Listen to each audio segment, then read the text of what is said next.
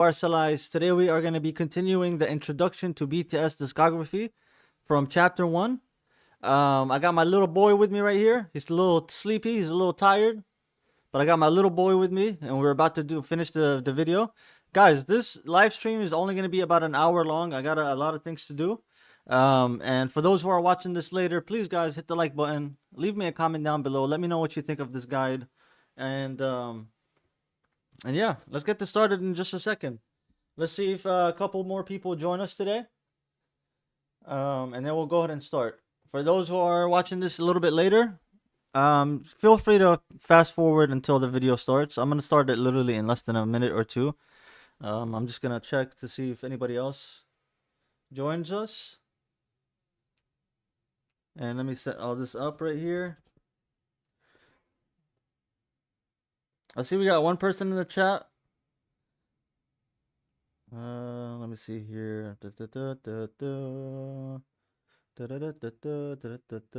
We got Lori, we got Bad Wolf in here. What's good, you guys? How you guys doing? Good to see you in here, guys. Let me set that up and we'll go ahead and start the video. Now, guys, this is part 2. Guys, this is part 2 of the last live stream that we did a couple days ago, where we started this video. It's called An Introduction to BTS Discography from chapter 1. So we're about a little bit more than halfway done with this video. And once this video is done, we're going to go ahead and do another video that's maybe about 20 minutes, where we'll go ahead and pick it from Boracity's magazine. And we got Gamer in here too. What's good, Gamer? How you doing, man? And we're going to go from there. So if you haven't checked out part 1, go check it out. And now we're going to do part 2. All right, let's go ahead and get this started, guys. I already have it ready right over here. And let's go ahead and start it, guys. In 3. Let me put my headphones on. I think that's a good idea, right? To the 2. To the Mr. 1. To the let's go. August D discography. BTS. Let's go back a little bit just to kind of catch up. And release the acoustic ballad 4 O'Clock. And hey Lori, can you hear this? Gamer, can you hear the video? Are you able to hear the video, or is it too low? Is the volume good? Please let me know. Jimin and Jungkook join Suga in a new version of his solo song So Far Away, part of his August D discography. BTS also participate in the Salteji 25th. And guys, by the way, I almost forgot here. As always, you guys do know me. I do have my coffee with me right here, 24/7, all day, every day, yesterday, today, and tomorrow. Very, very simple. And that being said, let's go ahead and continue. But before I do, real quick, I got to turn on the lights behind me just to make the green screen a little better. I forgot to turn the lights behind me. Boom, they are on. All right, let's go ahead and do it. 5th anniversary remake project by releasing an adaptation of Come Back Home. This remake has a new music video, new rap lyrics, and a new pre-chorus. So for those who don't know, this video, she's talking about their discography in chronological order, and we are in 2017 currently. Then BTS starts the Love Yourself trilogy. These 3 albums will be their first historic trilogy, which will make them get recognized as the first group since the Beatles for getting 3 #1 albums in less than a year. Ooh. This trilogy represents their journey towards self-discovery. 3 #1 albums in less than a year. The first part is Love Yourself Her, about the joy and happiness of falling in love. This theme is introduced in the album's comeback. Oh, let me move the subtitles to the top so you guys can see them as well. Boom. Trailer Intro Serendipity by Jimin, an alternative R&B song. The title track DNA continues expressing the dreamy version of falling in love. This song was BTS's official American TV debut, performed at the 2017 American Music Awards. DNA was also BTS's first song ever to enter the biggest music chart in the world, the Billboard Hot 100 at number 85. Best of Me, an EDM song produced by the Chainsmokers, and Dimple, an R&B song by the BarcaLyze, are also about falling in love. But Pied Piper shows some of the dangers of an excessive love. The rap line wrote this song with the relationship between BTS and their fans in mind. A skit Billboard Music Awards speech is an audio of RM's speech while receiving their first American award. This divides the album's love songs with the songs with stronger social commentary. Mic Drop is the album's follow-up single, which expands their message to the haters they used to give in the cyphers. Yep, gamer, this is only going to be about an hour long, this live stream. I do have a lot of things to do today, so this is only going to be about an hour, maybe an hour and so minutes long. So we're going to try to finish this video, and then we're going to probably do another smaller video, not like an hour long video, and then we're going to call it a day for today. Is the original version created by BTS, and it doesn't have a music video. They also have another follow-up song titled Go Go, which is the ironic Go Go. happy song with deep lyrics from this album. So we did Mic Drop. So Mic Drop is from Love Yourself Her. Is that where Mic Drop is from? Album single 2017, Mic Drop, DNA, Crystal Show. Okay. It was a good song, Mic Drop. Go Go is a pop colorful song with a sarcastic. And guys, by the way, just in case you didn't see, I do have my boy. He's reacting to BTS with me. He's starting to like him. I play BTS outside of recording sometimes, and he starts dancing and going crazy. There he is. Let's go. Message about this generation's careless spending as a result from the mistakes from past generations. The album's outro is Her, an alternative hip-hop song by the rap line which reflects the discoveries of looking for someone to fall in love with. But instead of finding love, they discovered a new version of themselves. This is the end of the digital version of the album, but the physical CDs have 2 extra tracks: Skid, Hesitation, Fear, a conversation they had right after winning their first Billboard Music Award, and C, an alternative hip-hop song which uses the C as a Man, I'm watching this video. I'm realizing there's so much BTS that I gotta get through. There's so much, and I get confused sometimes on where to start. I know I did the first couple mini albums, and I still need to do the third one. But sometimes I feel like I can't release the entire album. It's still too early to go into the next album. So in between each album, I'm kind of confused on what to release. You get what I mean? I get kind of confused on what to release. So maybe you guys can help me out between albums to let me know what I can upload, because I get confused. Metaphor for the Should I upload a newer song? Should I upload an older song just to keep them going? Just to keep the BTS videos going? Should I, between albums, should I react to performances? Should I react to more guides? I get confused on what to react to sometimes. road to success, full of hardships and disadvantages. As a single, BTS re-releases a remixed version of Mic Drop, produced by the American DJ Steve Aoki and featuring the American rapper Designer. Some of BTS's lyrics were re-recorded in English, and this was the version promoted to American radio stations. This version charted on the Hot 100 at number 28. For Japan, they released Japanese versions of Mic Drop, DNA, and a new Japanese pop ballad titled Crystal Snow, which follows the romance theme of Love Yourself Her and tells the story of a relationship affected by time moving too fast.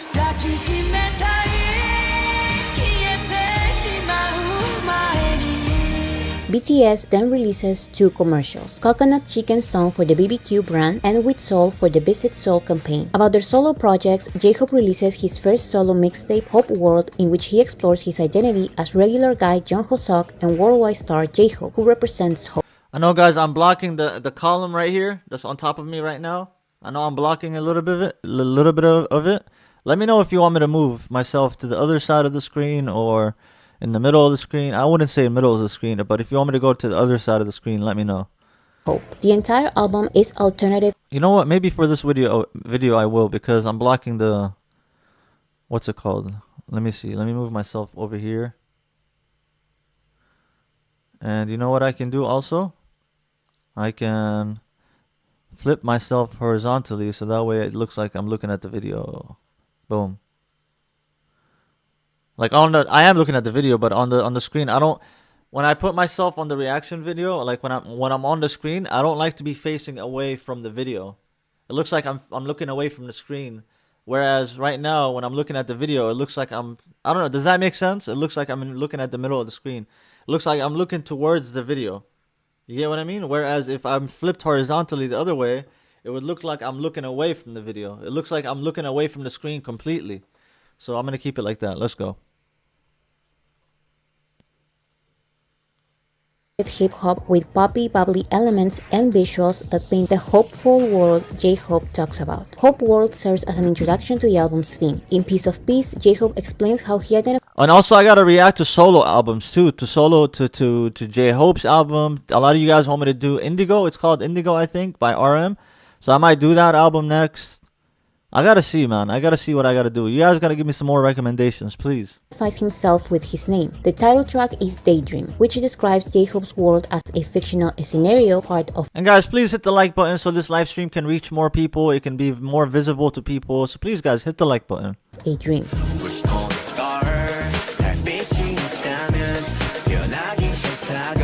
In baseline, J-Hope explains his street dancing beginnings, and Hansang is his gratitude to the BTS members. Airplane is the mixtape's second single, in which J-Hope talks about his constant airplane flights and uses it as a symbol for his success. I mean, honestly, people that do take a lot of airplane rides, they're usually successful people. They usually are successful people, business people, or celebrities.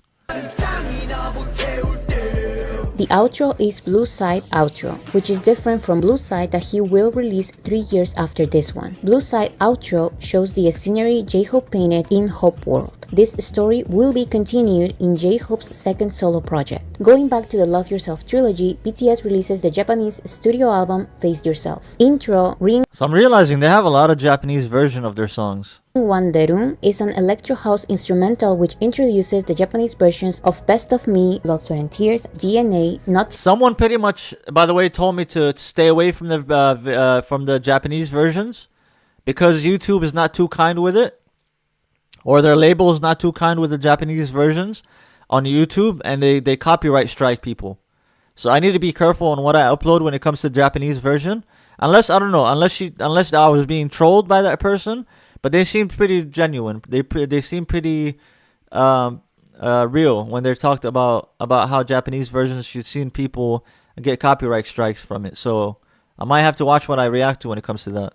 Today and Mic Drop. The album's original Japanese song is Don't Leave Me, a genre-bending pop anthem about a complicated relationship, which also serves as a transition from Love Yourself Her's theme of looking for love and Love Yourself Tears' heartbreaking theme. This song also serves as the OST for the Japanese series Signal.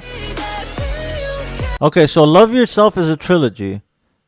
It's a trilogy that is Mic Drop, single album, 2017, EP, Love Yourself, Her, and Mic Drop DNA Crystal Show single album. Okay, and then Face Yourself is 2018.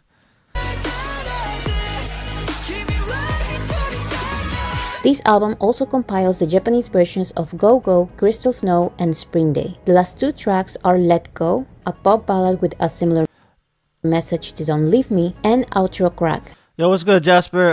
We're doing BTS videos today, but I'll go ahead and take that down on my list, and I'll react to it sometimes. Thank you so much for the recommendation. A continuation to Let Go and the end of the album. Before releasing the second part of the Love Yourself Korean trilogy, they released You're So Beautiful for a lauded duty-free commercial. The second album of the trilogy is the critically acclaimed, universally loved, iconic studio album Love Yourself Tear, which explains the pains and sorrows of heartbreak and separation. This theme is introduced in the album's comeback trailer, Intro Singularity by V, a neo-soul song about a story of love and loss. This story is described in the title track Fake Love, which became BTS's first top 10 Hot 100 song.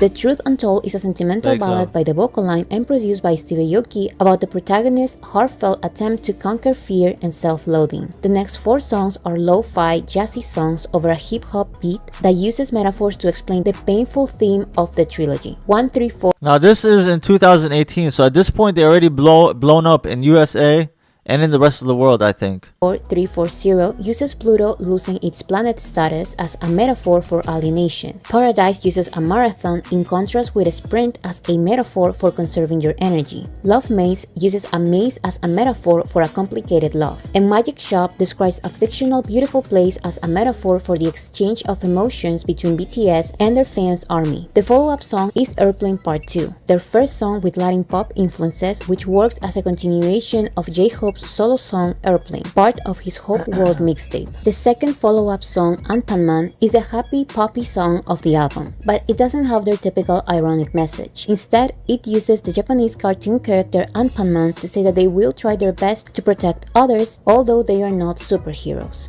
What was their typical? She just mentioned that this song doesn't have their typical message. What was their typical message? I'm sure she explained it, but when did she explain it?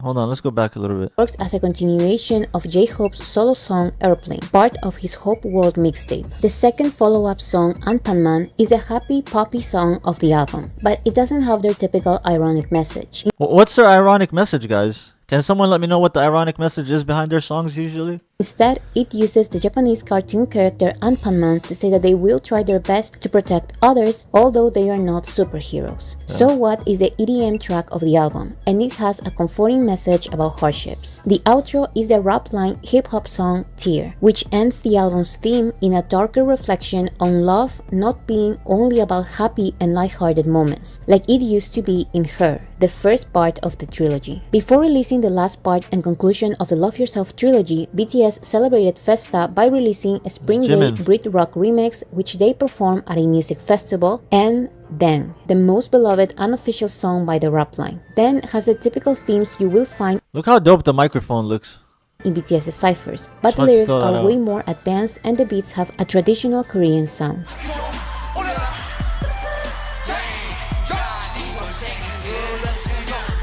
The last part of the Love Yourself Korean trilogy is Love Yourself Answer, a compilation album with 2 CDs. The first CD is introduced by Jungkook's solo song Euphoria, which talks about happiness, new beginnings, and discoveries about oneself. These themes are also present in J-Hope's solo song Trivia Just Dance. This compilation album's new songs include a new full version of Serendipity by Jimin, a new hip-hop track with jazzy sounds about love and humanity titled Trivia Love by RM, a Hey Tracy, I got you. I apologize, Tracy. I got you though.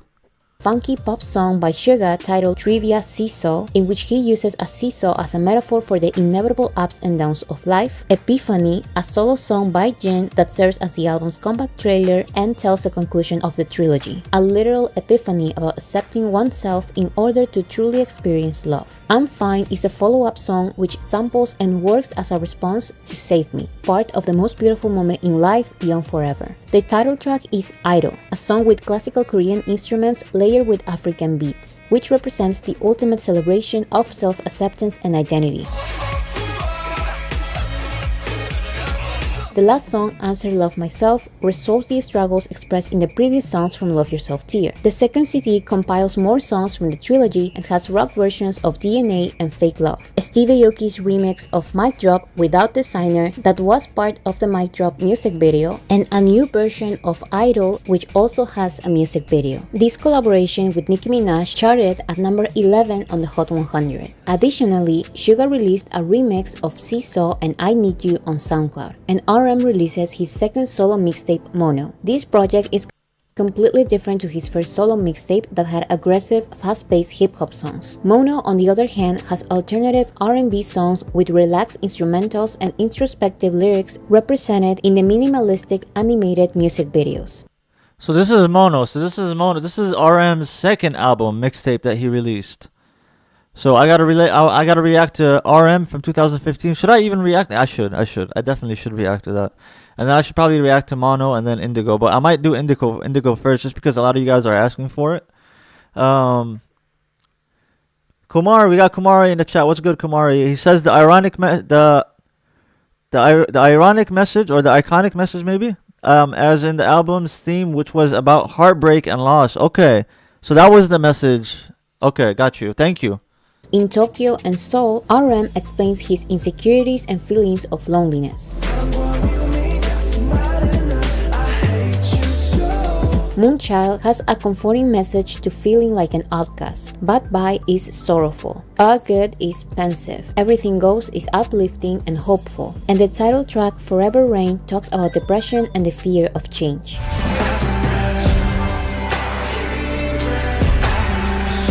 Sounds like a really good album. BTS's third collaboration with Stevie Aoki is Wasted on Me, a future-based dance-pop love song produced by Stevie Aoki and interpreted by RM, Jimin, and Jungkook. To promote this song, Stevie Aoki releases remixes by the DJs and producers Slashy, Cheat Codes, and W&W. But it was the original version which charted at number 89 on the Billboard Hot 100. The last project part of the Love Yourself trilogy is a Japanese single album with Japanese versions of Fake Love, Airplane Part 2, which has a music video, the Stadium remix of Idol, part of the physical CD only, and an alternative Japanese version of Fake Love. This is the official end of the Love Yourself trilogy. Before starting a new era, BTS enters their mini solo songs era. RM features in Drunken Tiger's hip-hop song Timeless, Jimin releases the acoustic pop song Promise, Suga composes and features in Isura's ballad song Request, V releases the acoustic ballad Scenery, and RM is a featured artist in Honey's Crying Over You featuring Becca. In 2019, BTS enters their Map of the Soul era based on Jungian psychology. The first album of this era is the EP Map of the Soul Persona, which explores the personality one projects to others. This theme is introduced in the concept trailer by RM's colorful hip-hop solo song Intro Persona. So this was in 2019. Okay.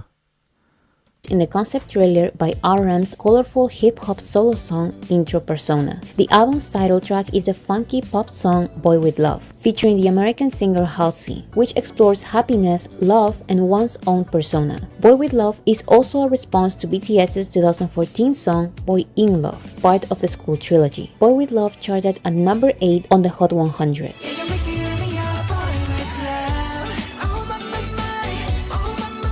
Microcosmos and Home are pop songs dedicated to their fans, and Make It Right is produced by the English singer Ed Sheeran about the desire to improve relationships. Ed Sheeran has a new song I gotta react to. Sorry, I'll go back. I apologize. Right is produced by the English singer Ed Sheeran about the desire to improve relationships and the world. Jamais-vu is a song interpreted by Jin, J-Hope, and Jungkook, which explains the psychological phenomenon opposite of a déjà vu. The EP's conclusion is the follow-up promoted song Dionysus or Dionysus, which uses the Greek god of wine as a representation for the persona concept. This song became part of BTS's most iconic live performances and choreographies.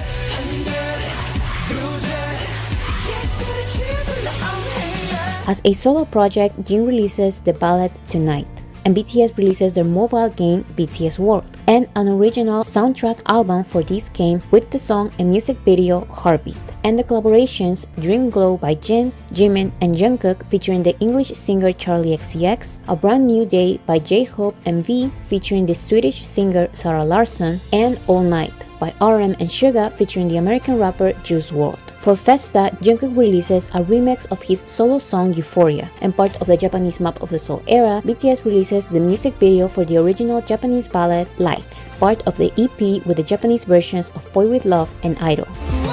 So here's the thing. I've already reacted to one song by RM. I've reacted to one song by Jin. I feel like I need to continue the trend of reacting to at least one song from each one of the solo artists. Because I've done one from J-Hope as well. So I've done one from J-Hope, one from Jin, one from RM. So I still need to do one for Jimin, one for V, one for JK, and one for... Who did I miss? I'm missing one more. So I did J-Hope. I did one for J-Hope. I did one for RM, one for Jin. I need Jimin. I need one for Jimin, one for V, one for JK. Who am I missing? There's one more member I'm missing. V, JK, Jimin. Man, I forgot. Suga. Thank you. And Suga. Thank you so much, Lori. Suga. I need to react to another song by Suga too, or a song by Suga. So I got 4 more solo tracks that I need to react to here in the next few days.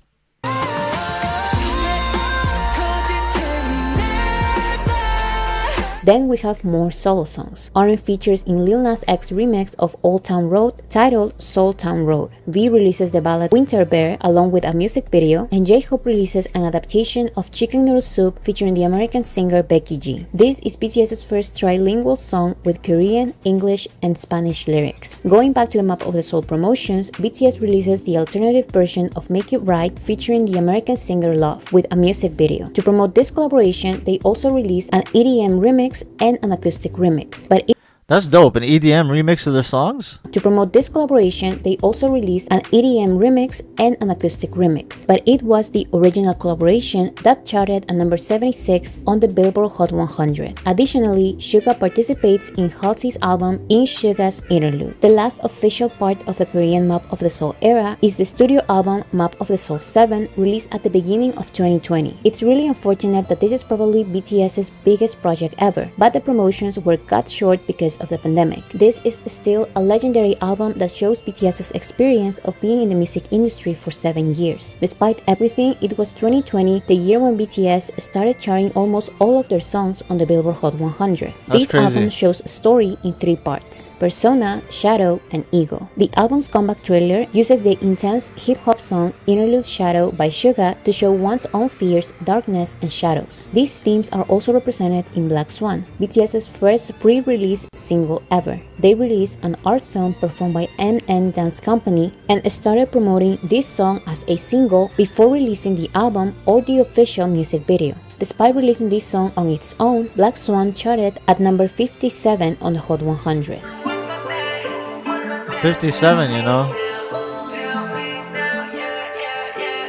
The solo songs include the Latin pop song Filter by Jimin about showing 2 sides of oneself, and the R&B song My Time by Jungkook about growing up and how fast time passes. Both of these songs charted on the Hot 100 at number 87 and 84 respectively. The alternative R&B Louder Than Bombs and the powerful lead single On, which is musically inspired by marching band music, talk about BTS's fighting and hardworking mindset as artists and people. On became BTS's highest charting song at the time by debuting at number 4 on the Hot 100. So wait. So you're meant to tell me that none of their songs before then, because right now she's saying became BTS highest charting song at the time by debuting at 4th on the Hot 100. So before 2020, they never had a number 1 song? I'm confused here, guys. I'm a little confused. They didn't have a number 1 song at all that debuted at number 1 in the Hot 100? This was the lowest they've ever gotten right here? I mean, like the highest they've ever gotten, number 4 at this point? His highest charting song at the time. See, the highest charting song at the time. As artists and people. On became BTS's highest charting song at the time by debuting at number 4 on the Hot 100.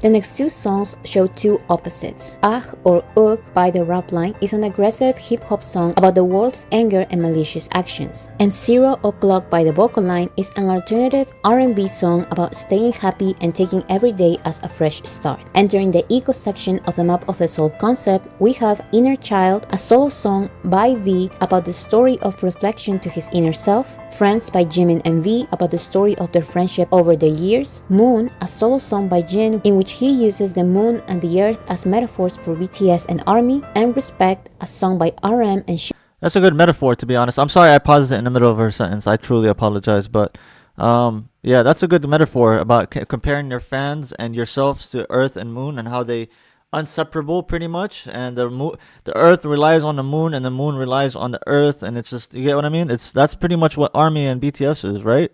And the earth as metaphors for BTS and ARMY. And Respect, a song by RM and Suga about disrespect and hypocrisy. A conclusion to We Are Bulletproof Part 1 and We Are Bulletproof Part 2 is We Are Bulletproof The Eternal, an emotional song opposite to the first 2 parts, so which shows BTS's gratitude to their fans for letting them be a group for 7 years. This story is shown in an animated music video. The album's outro is Ego by J-Hope, a retro hip-hop song with Afro beats about the Jungian concept of ego. The central part of one's consciousness that one is most aware of. This is the happy celebratory conclusion of the album. The last song is an alternative version of On featuring the Australian singer Sia, only part of the digital version of the album. Next, we have the solo projects released during the pandemic. RM featured in a powerful ballad Winter Flower by Yuna. Jimin and Jungkook feature in Love's pop song Who. V releases Sweet Night for the Korean drama Itaewon Class. And Suga featured and produced IU's pop rock song 8, which won awards for Best K-pop Song, Best Rock Song, Best Collaboration, and Song of the Year at multiple South Korean award shows.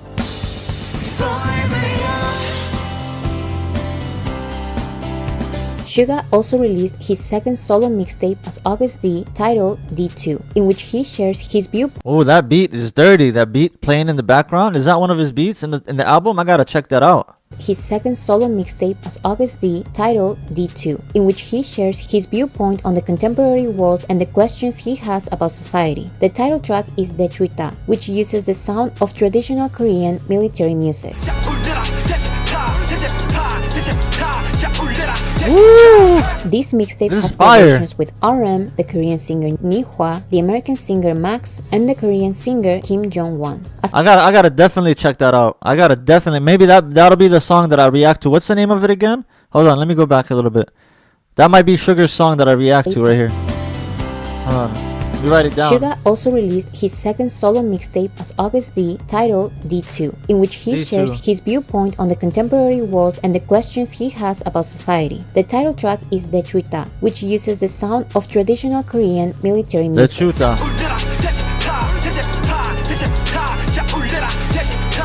This mixtape has I wrote it down, collaborations guys. with RM, the Korean singer Nihwa, the American singer Max, and the Korean singer Kim Jong-won. As part of the 2020 Festa, Jungkook released the jazzy R&B Still With You. And as the last project part of the Map of the Soul era, BTS released the Japanese studio album Map of the Soul 7, The Journey, with the Guys, I wrote down that might be my next reaction. The tweeta by Suga.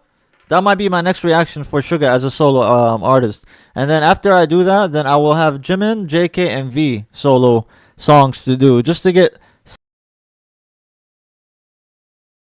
solo songs from each member. And then we'll get deeper into their albums and whatnot. Eventually, the further we go in.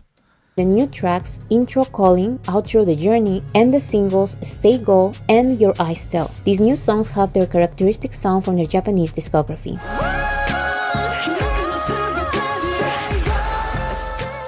The next era is the trilogy of English songs. BTS's songs meant to uplift everybody during the pandemic. To reach bigger audiences, they released these 3 songs in English. The first one is the record-breaking disco pop song Dynamite, which I've reacted to it. I've reacted to Dynamite, guys. Go check it out after this. became BTS's first song to reach number 1 on the Billboard Hot 100.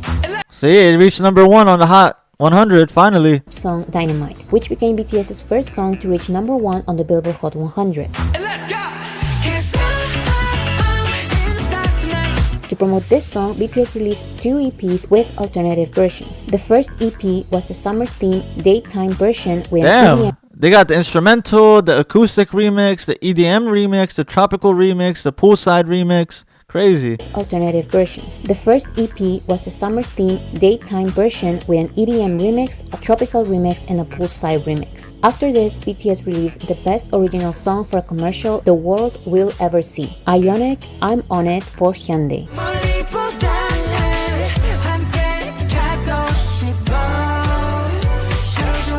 Then, Max and Suga released the pop single Blueberry-Eyes. To promote this single, Max released new versions with music videos with Stevie Aoki and another version with the American rapper Lil Mosey and the American singer Olivia O'Brien. Next, BTS releases the nighttime version EP for Dynamite with a slow jam remix, a midnight remix, a retro remix, and a bedroom remix. Additionally, they released a music video for a 70s remix of Dynamite. I really recommend listening to these versions because BTS performed these alternative versions in different TV shows and award shows. And the stage.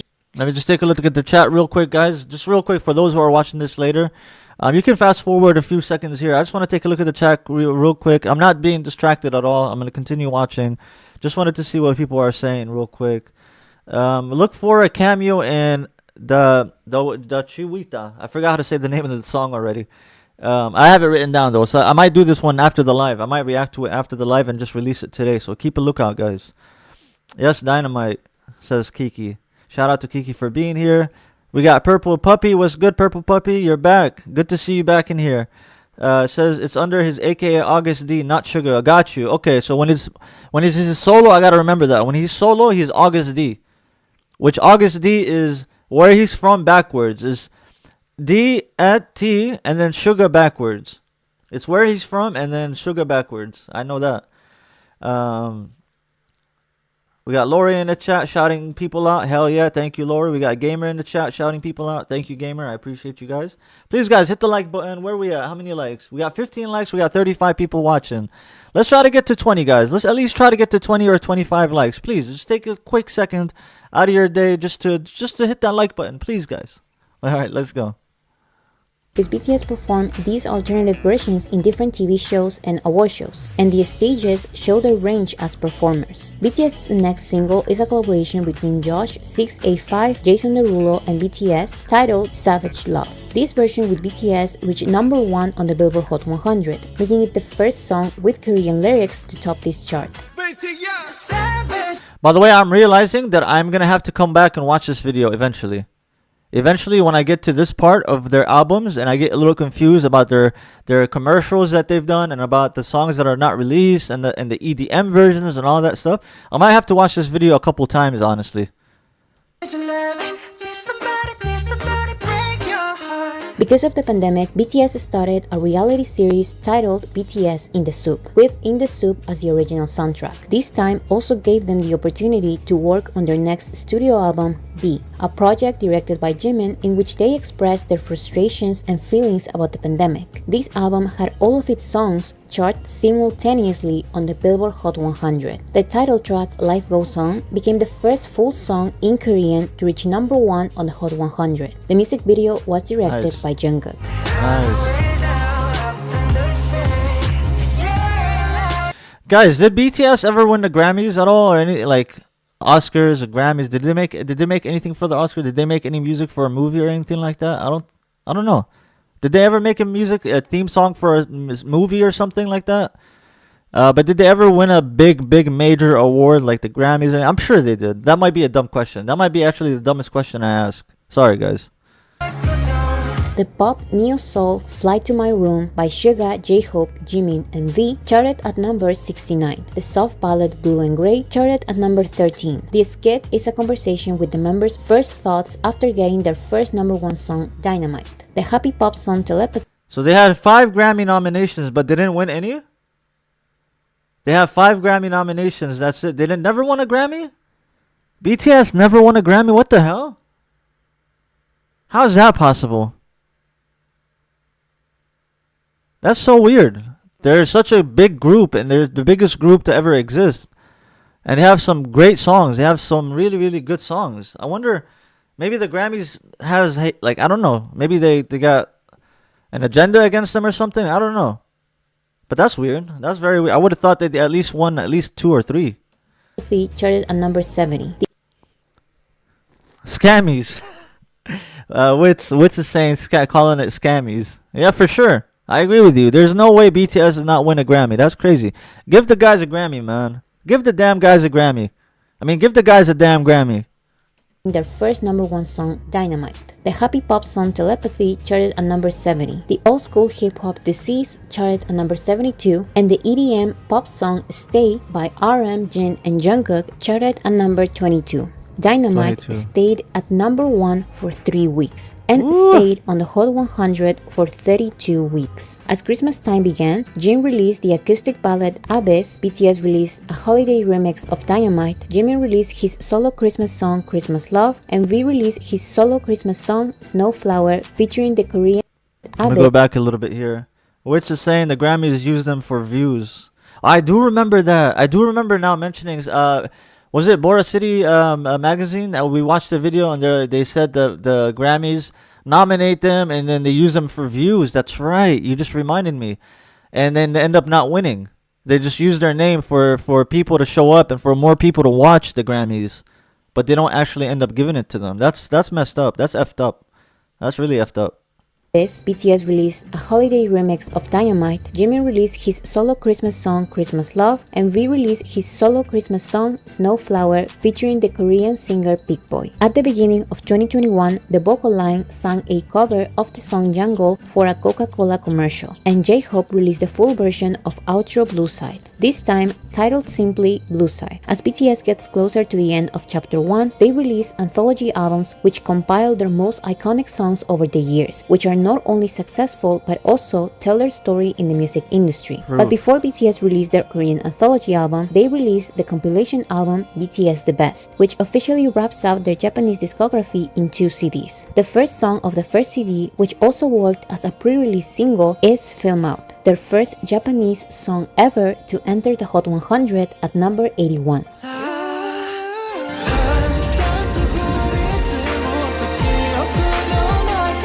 The rest of the first CD, as well as the second CD, compiles their most iconic songs in Japan. Going back to their Korean discography, RM features in Don't by Lee Young. This is the second out of the 3 collaborations between them. The third one is part of Chapter 2. The second single part of the trilogy of English songs is the summer song Butter, which stayed at number 1 on the Hot 100. We reacted to Butter as well. For 7 weeks. The Butter EP has a house bass remix which has a music video, an electro pop remix, a dance pop remix which also has a music video, and an instrumental track. For Festa, RM released Bicycle and BTS performed new versions of their songs on their anniversary concert Master. These songs are a Korean version of their Japanese song Wishing on a Star and a live EDM remix of Not Today. The third project part of the trilogy of English songs is Permission to Dance, which debuted at number 1 on the Billboard Hot 100.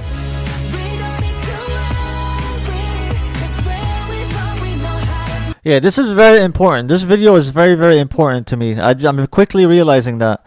Just in case I ever get confused of what's next on the discography, whether it's commercials or whether it's whatever it may be, I can always refer back to this video. So I'm actually going to save this video to one of my favorites, so that way it's easy to find in the future if I need to refer to it. Because I feel like I am going to get a little confused eventually. Even though I go based off of a website, I'll show you guys right now. BTS discography. I spelled it wrong. I know I did. I used this website. BTS discography updated by K-pop profiles. That's the one I use, and it seems to go in order, a chronological order, and it seems to be right, but it might not include like commercials or anything else like that. So it started off with Too Cool for School, then it's Oh Are You Late Too, which we already did both of those. Go check them out, guys, after this. The next one that we're doing is School Love Affair, which has, it's also a mini album, so I'll do it all in one sitting. It's all going to be done in one video. Then School Love Affair, I might just react to the new song that they have in there. I heard there's one new song and then one remix. I might just react to the new song on here. School Love Affair repackaged full album. And then we'll do No More Dreams, Japanese single. That might get me blocked or give me a copyright strike based off of what someone told me. The Japanese version of songs, they take it very seriously, YouTube, I guess, and they give people copyright strikes. So I either might do that, I might do it just to say I did it and just to see what happens, and we'll release it. Or if I do get a copyright strike, then I might have to ignore the Japanese version. And then we'll go ahead and do the Dark and Wild full album. That's all going to happen in the next week here, guys. And once we get to this album right here, Dark and Wild, I'm going to start breaking up the album in separate videos. So the first 2 songs in one video, the next 2 songs in another video, the next 2 songs in another video, and so on and so forth. Let's go back to the video, guys. Permission to Dance was initially released in a single album with Butter, but it was also part of the single album Permission to Dance that comes with an imagine saying that they became the only group ever to reach 16 billion Spotify streams. Damn, 16 billion, you know. That is a crazy number. Do any solo artists, any solo artists out there that ever reached this number, or are you talking about only groups? Only group, like, are you talking about just groups? Out of the groups, they're the only ones to reach 16 billion, or out of all the artists? Let me know. Permission to Dance was initially released in a single album with Butter, but it was also part of the single album Permission to Dance that comes with an R&B remix. Since they were technically promoting both Butter and Permission to Dance together, they released a remix of Butter featuring the American rapper Megan Thee Stallion. The previous year, BTS partnered with Samsung to promote their Galaxy phones. BTS were part of commercials using Dynamite and Butter, and even released their own BTS edition Samsung Galaxy phones and earbuds. Additionally, Suga produced an alternative version of the classical ringtone Over the Horizon. You can use Suga's 2021 and 2022 ringtones in Galaxy phones. Now they have more than 40 billion streams on Spot. That's crazy, guys. Those are some crazy numbers. Imagine having 40 billion streams. Imagine having songs and you have 40 billion streams. Like, how good would you be feeling at that point? A solo Indian artist holds the record on Spotify, says Purple Poppy. Damn, who's that artist? I gotta check that out. I gotta check him out and react to him. Who's that artist? BTS's next big... Let's go back a little bit. Suga produced an alternative version of the classical ringtone Over the Horizon. You can use Suga's 2021 and 2022 ringtones in Galaxy phones. BTS's next big single was a collaboration with the British band Coldplay, titled My Universe. With verses in Korean and English, BTS and Coldplay debuted at #1 on the Hot 100 and stayed on the chart for 17 weeks. To promote this song, they released Supernova 7 Mix, the instrumental, an acoustic version, a tropical remix by Suga, a remix by the Swedish duo Galantis, and a remix by the French DJ David Guetta. Does that website, by the way, that I showed you guys, does it have features? It just has the album. Okay, Japanese version, Japanese version, Japanese version. This is Danger, the Taiwan single. Danger is Taiwan single. Wake Up, release date December 24, 2000. Japanese. That's a Japanese full album. Are those all brand new songs? I think they are, right? Or no, Japanese version. Those are older songs, but the Japanese versions. And then there's a mini album, Most Beautiful Moment in Life, Part 1. It doesn't seem like it has features. So I might have to look for features in another website just for a quick reference, or I might have to look at this video again. I like to look at websites because it's a quick reference. You can just scroll down and see exactly what's going on.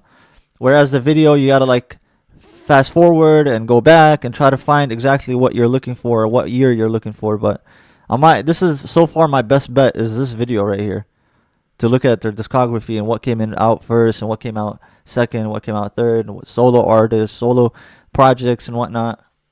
For the TV drama Jiri-san, Jin released the sentimental ballad Yours. To officially end the promotion of Butter, they released a holiday remix of Butter. This is the last project part of the trilogy of English songs. By the way, guys, this video is almost over. It's going to be over in about 3 or 4 minutes, 5 minutes max. Give me some recommendations in the chat of what I can do by Boracity magazine. Give me another video title that I can do right after this. But keep it at a video title that's about 20 to 30 minutes long. Not another hour-long video, because I have stuff to do today. So let me know what you'd like me to do.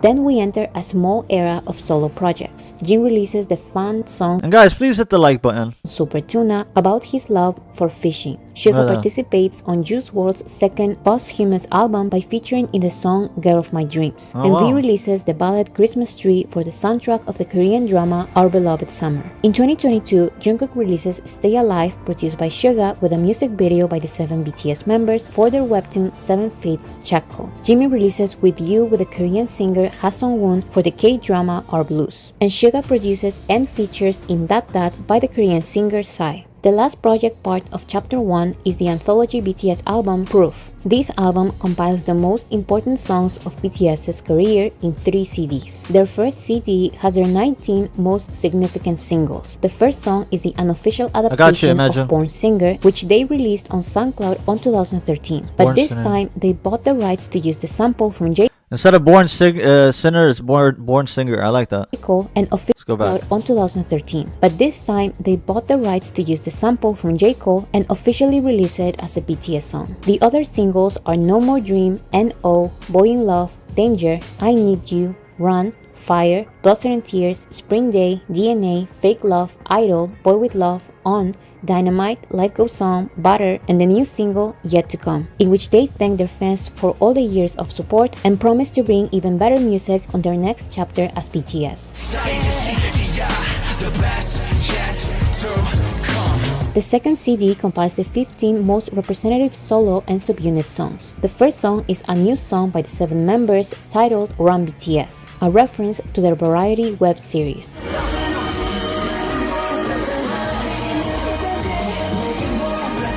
The other songs are RM's Persona, Stay, Jin's Moon, Jamais-Vu, Suga's Seesaw, the rap lines Cypher 3, J-Hope's Ego, the rap lines Her, Jimin's Filter, Friends, V's Singularity, the vocal lines 0 O'Clock, Jungkook's Euphoria, and the vocal lines Dimple. The third and last CD of Proof has 14 songs. 13 of them are only available on the physical CD. This third CD compiles demo versions, songs that were never released, such as Young Love and Quotation Mark, an instrumental version, an a cappella version, and the new song For Youth. This is the only song from the third CD which you can listen to on streaming platforms.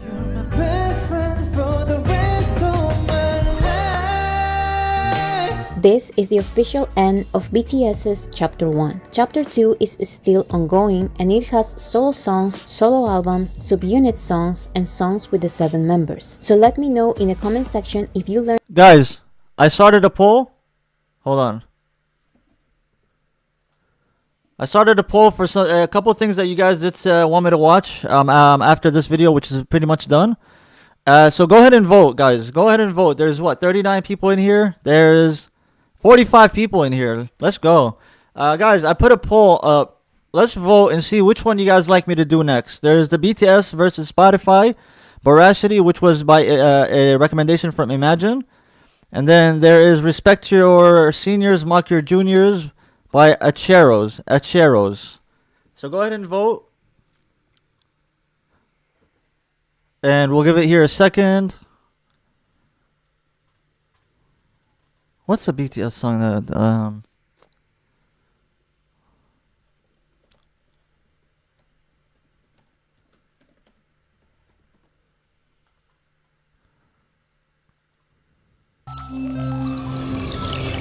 well, you guys vote.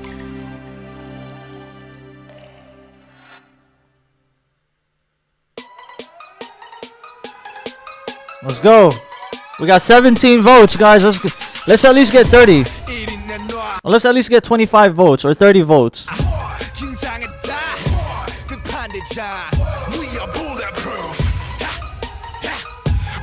Bulletproof.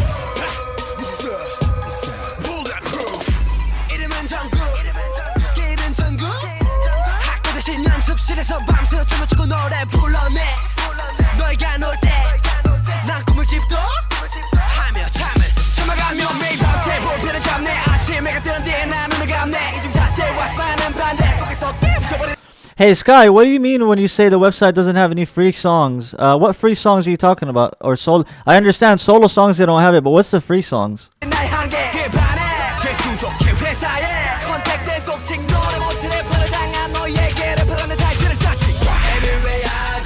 Guys, so far it's 50-50. It was 50-50 for a second right there on the poll. So let's vote. Let's vote. Let's get to 30 votes, guys. There's 45 people watching. Let's get to 30 votes. That's 6 more votes, guys. 6 more of you guys got to vote real quick.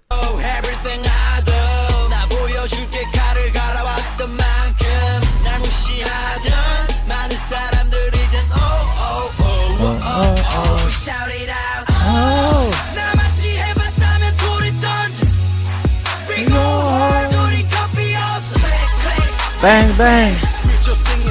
Click, click. Bang, bang.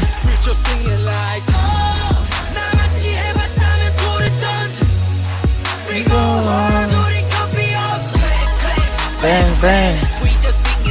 Click, click. Bang, bang. One more vote, guys. One more vote.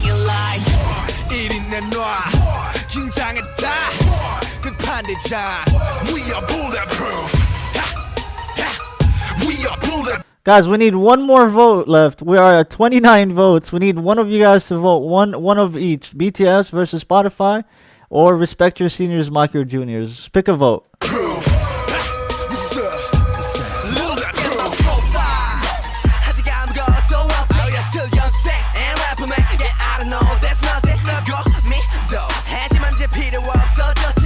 Okay, so free songs is what they free songs. Where is it? Free songs is what they use. Where was it? Free songs is what they use to release on SoundCloud. Okay, Festa BTS anniversary gifts. Okay, damn. So how am I gonna find these songs? All right. I'm getting a warning saying that I'm playing a song I should not play. All right, let's move away from this song, guys. Let's go to. All right, so we got 29 votes. It's okay. We didn't get to 30. That's fine. The winner of this is respect your seniors, mock your juniors. So let's go ahead and do that. Respect your seniors, mock your juniors. Boom. There it is right here. Let me just put that in the title real quick.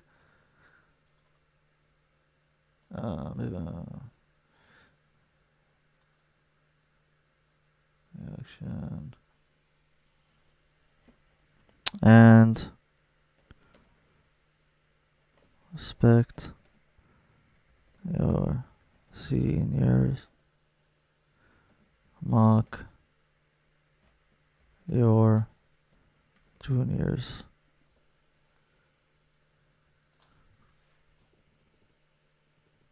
Oh no.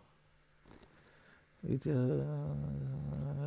me go ahead and take this off. BTS Live, HipHop fan reaction about the contest, and respect your senior juniors.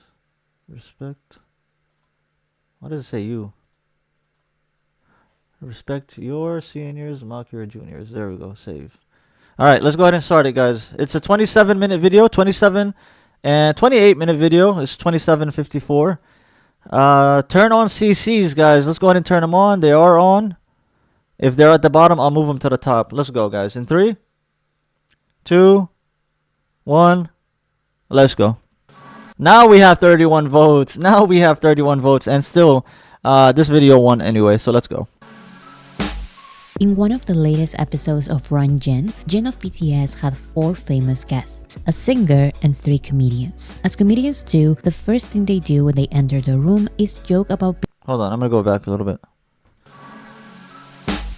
In one of the latest episodes of Run Jin of BTS had 4 famous guests, a singer and 3 comedians. As comedians do, the first thing they do when they enter the room is joke about being there with ulterior motives. They each want to promote something. But this is no problem, a lot of guests do this. What has really started a lot of conversations within the BTS fandom is the reason why one of these comedians accepted. Well, I'm gonna fix myself real quick. I'll move this here. And let's do this. Cool. Let's go. The invitation. 진이하고 약간 사연이 좀 있는 게 셰프님 집에서 우리가 맛있는 거 먹으면서 얘기하다가 나한테 섭섭함을 한번 토론한 적이 있어. 제가요? 제가요? 기대가 있어야 섭섭한 거 아니에요? 그러니까 나도 BTS가 나한테 섭섭한 거. 너무 No, 부럽다. I'm so sorry, guys. I'm so sorry. I'm just fixing something on my OBS that's acting up right now, real quick. Let me make this smaller. Where's my OBS acting up right now? Boom. And then let me pull up the chat. Pull it up right here. Nope. Alright, let's go. We're good. 궁금해 뭐지? I gotta go back and read this.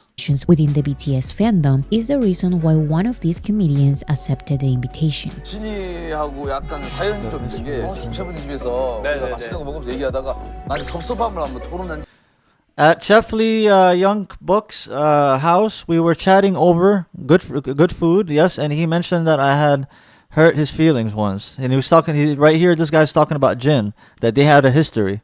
제가요? And Jin says, I did, yes, me? 제가요? 기대가 있어야 섭섭한. Should I read it for you guys, or you guys want to read it yourselves in there? Because I feel like I'm blocking some of it. This one says right here, she says, don't you need to have expectations first to heal hurt? That's what I thought too. What could I have done to hurt BTS's feelings? She asks. 그러니까 나도 BTS가 Or he asks. 너무 부럽다. 나 너무 궁금해 뭐지? 예전에 뭐 어떤 방송에서 나한테 야, 인사를 뭐. 했는데 내가 인사를 잘 안 받아서 전혀 기억은 안 나는데 너무하신 거 아니에요? 너무한 거 같아 너무한 거. 그래서 내가 더 섭섭하다. 너무 그래서 섭섭하다. 다리에 힘 풀린 뒤도 앉았잖아. Gave it to him. 내가 너의 That was bad. The important thing, I wanted to clear the air, so I came immediately. 그건 아니지. 그건 아니지. 근데 중요한 건 그것도 풀 겸 바로 달려줘. 아, 좋습니다.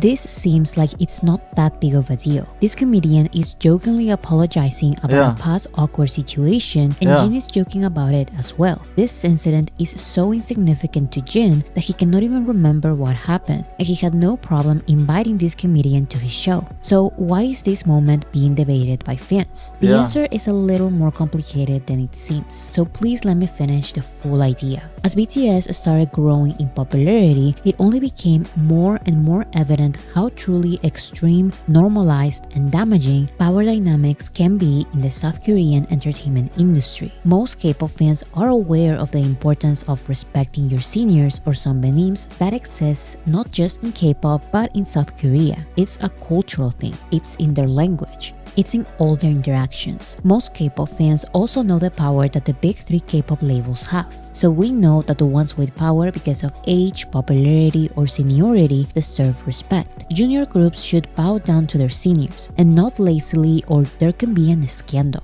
Now, none of this is being praised or criticized by fans. What is actually being talked about now is how this dynamic is perceived by the juniors, especially the juniors with no company seniors or any kind of power. Because BTS started with no popularity, seniority, money, or power, they were expected to accept humiliation by their seniors, to not complain about it, and to show respect either way. Of course, BTS were not the only group to receive this kind of treatment, but they are the only ones who were able to completely flip the dynamic. And it seems like seniors, like being a senior, being a junior in South Korea is really a big thing. I mean, it is in the rest of the world. They always say respect your elders, and respect your elders and whatnot. So it seems like in South Korea, though, this is much expanded, and much like bigger than what it is in a lot of different countries, where you're junior, you gotta respect them to the max. expose it fully. BTS became the biggest group not just in K-pop but in the world. So now, the seniors who humiliated them publicly or privately a decade ago seem forced to apologize. This creates a complicated and sometimes emotional layer to this very simple clip. Part 1, ignoring.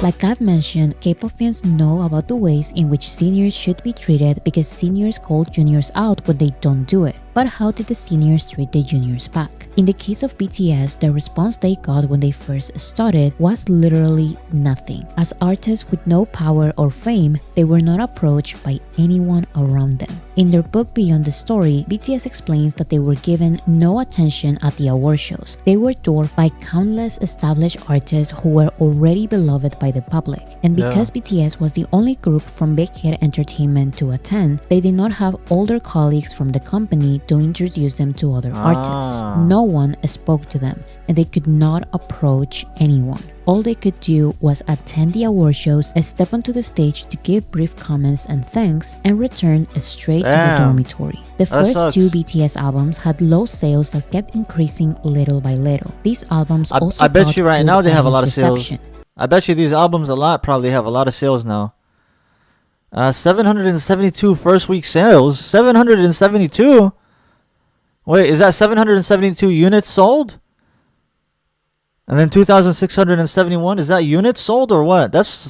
Seems very low, right? Kept increasing little by little. These albums also got good. And by the way, guys, I wanted to ask right there before I paused, when I paused a second ago. How many of you guys honestly have that book? How many of you guys actually bought that book and read it? Their book. Albums had low sales that kept Let me know in the increasing comments. little by little. These albums also got good audience reception. But of course, none of these matters to the industry or to other K-pop groups who were light years above them. BTS explained, Wits is saying, yeah, units. That's crazy. Only 772 units? You must feel special for the person that bought one of those units back then when that album first came out. Like, if you're one of the 772 people that bought the unit, you're probably one of the special ones. You are probably the day one. You are a day one. You are then a day one BTS fan. That could be your ticket to being a day one BTS fan. If you are one of the 772 772 people that bought one of those units of the album. That must be special, man. Think of it as your special. That this indifference by the industry didn't stop them. Let's remember that this treatment was mostly behind the scenes. We didn't know this was going on. So BTS simply stayed silent and continued fighting. What truly shocked them was their first public humiliation. That's JK.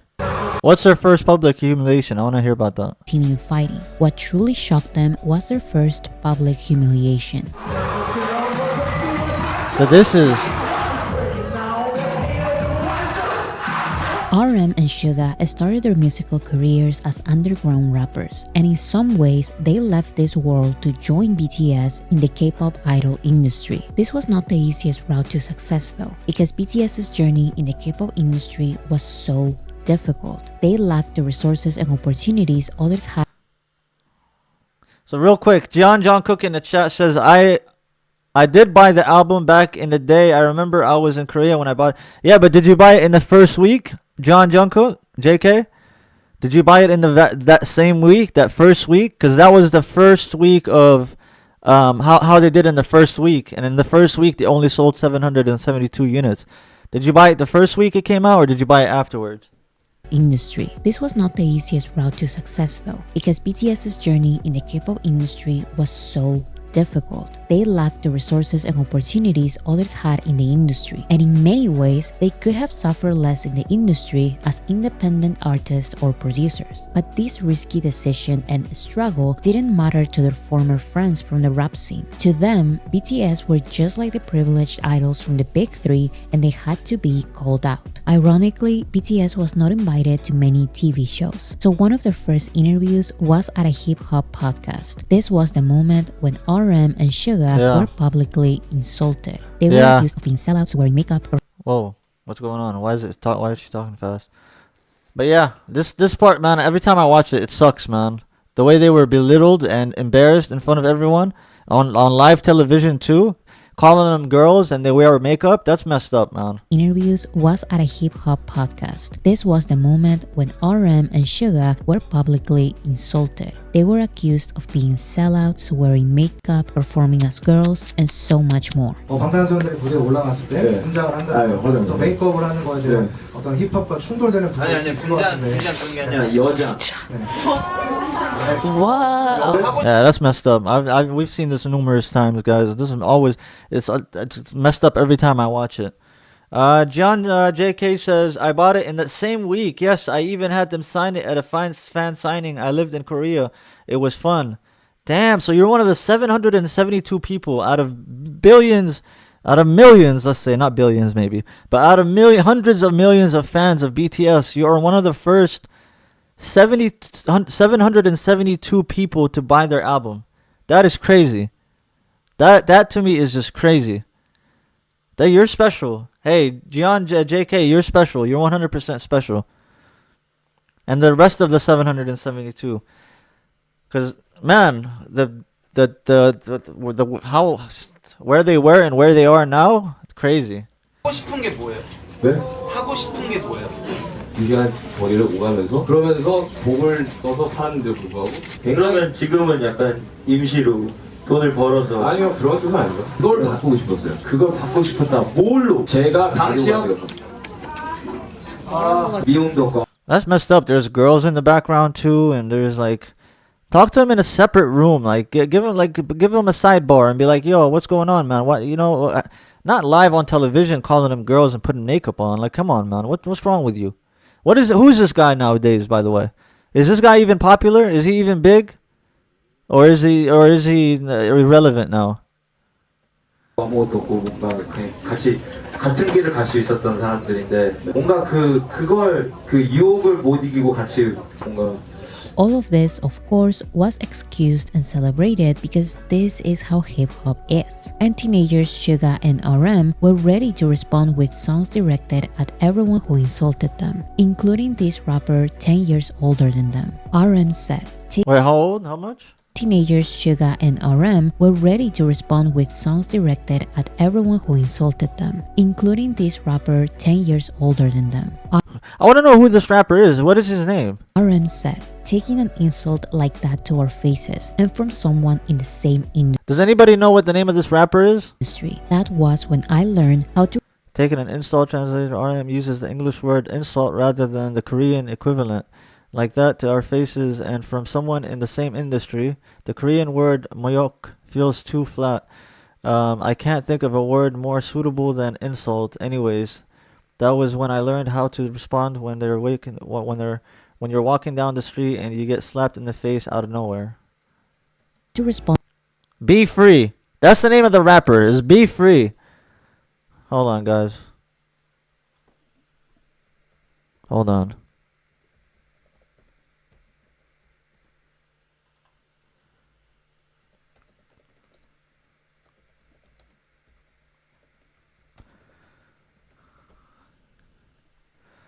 So this is him. This guy. Getting 232k views 6 years ago. This guy. Be Free, City of Seoul. Seoul.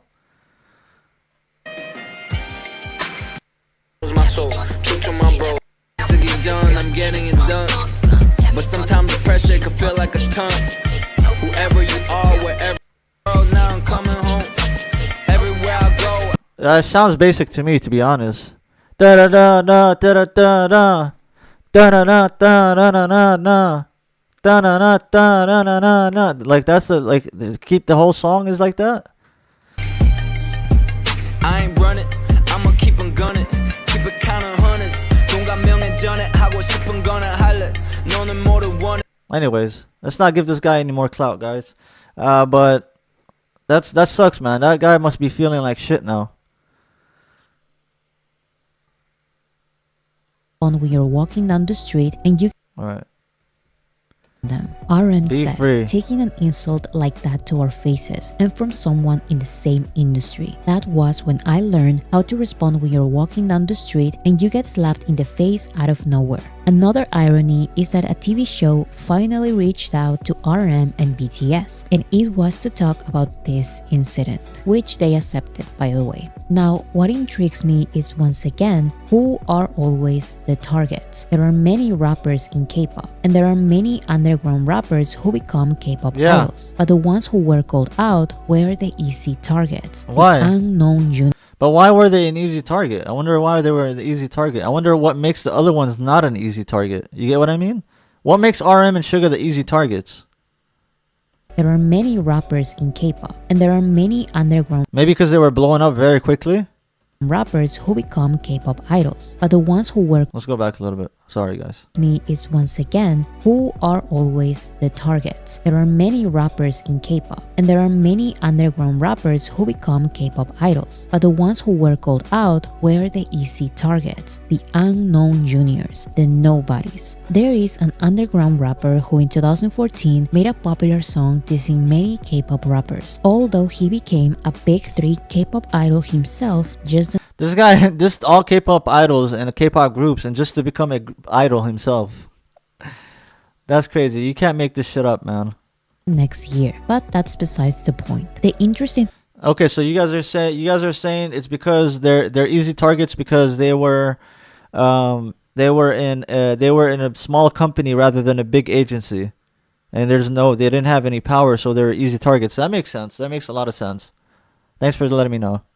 K-pop idol himself just the next year, but that's besides the point. The interesting thing about this is that the K-pop rappers he dissed were always from small labels, never Yeah. the big 3. His You know what we call that in my book? A coward.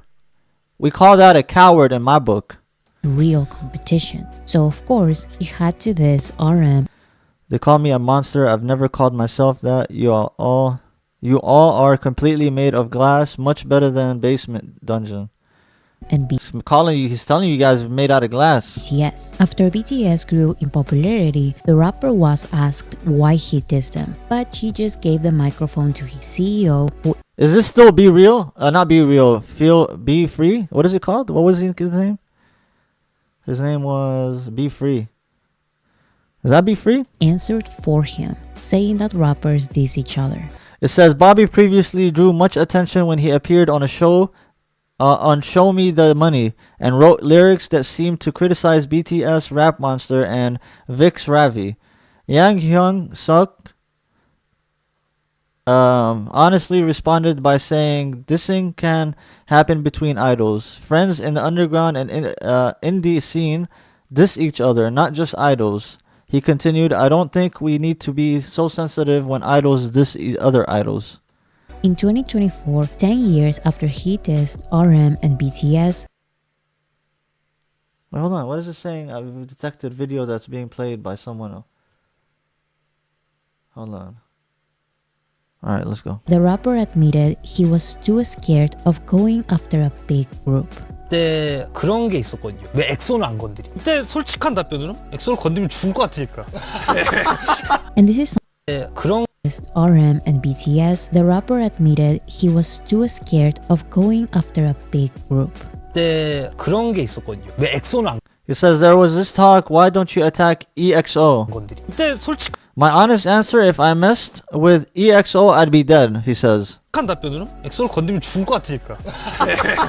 And this is something I don't see a lot of people talking about. It's true that diss tracks are part of hip-hop, and RM and Suga know that very well. But consistently going after small rappers completely unprovoked, Yeah. while purposefully avoiding confronting rappers from your same level of fame, Yeah. I would say it's at the very least lame. But this pattern Yeah, it is is. common because it works. Like, listen, guys, in hip hop, diss tracks is what makes hip hop sometimes. When you have diss tracks, two artists don't like each other and they both go at each other, and diss track, you guys know the concept. You guys all know diss track concept. And it's a cool concept. It's fun. You get to watch both of your favorite artists go at each other's necks. There's nothing wrong with that. But when you have this one artist constantly going at and belittling smaller artists rather than going someone their own range and higher, and to go after higher people, they're going after the smaller groups and the smaller artists. That's cowardly right there. That's very cowardly. Some attribute the downfall and disbandment of certain small groups to these unprovoked confrontations by And right, you can't act like you're a tough guy when you are scared to go after big K-pop groups, idols. Atro was saying, yeah, true. By the way, the thing, he didn't diss EXO because he thought EXO has better rappers, because he thought they have more fans than can boycott him. True. bigger artists. Just keep this in mind. The big three didn't Go back a little bit. attribute the downfall and disbandment of certain small groups to these unprovoked confrontations by bigger artists. Just keep this in mind. The big three didn't debut any groups in 2013. So out of all these 2013 small groups, only Hold on, I want to see the names of these real quick. Just real quick. I just want to glance at groups in them. 2013. So out of all these 2013 So there's BTS right there in the bottom, in the second column on the second box, right over here. That's BTS. You have Two Eyes, Two Yoon, Peach Girl. There's a lot of girl groups, right? Notice. Never heard of any of them. Where's Stray Kids? The only ones I've ever heard of is Stray Kids and Blackpink. They're not on here, I don't think so. Okay, those are smaller groups though at the time. 13 small groups, only BTS survived. And in a way, surviving gave them even more trouble. Because Survive! as the unwelcome guests, BTS everything and survive! everyone BTS will survive. Let's go. in small groups, only BTS survived. And in a way, surviving gave them even more trouble. Because as the unwelcome guests, everything and everyone was against them. People Yeah. wouldn't call them by their names. They referred to them as those bulletproof best guys. Damn. So of course, the only opportunities networks gave the unwelcome guests came with false pretenses.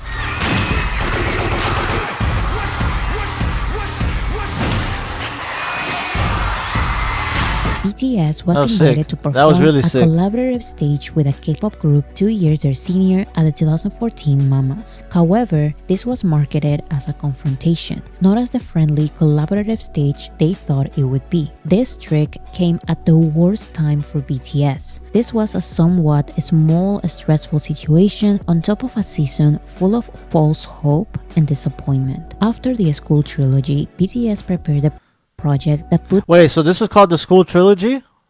Too cool for school, yeah? Or are you late too? Yeah, that's true. That makes sense. Or are you late too? Like, are you late for class? And then school love affair. Okay, so that makes sense. I never knew that there was trilogies.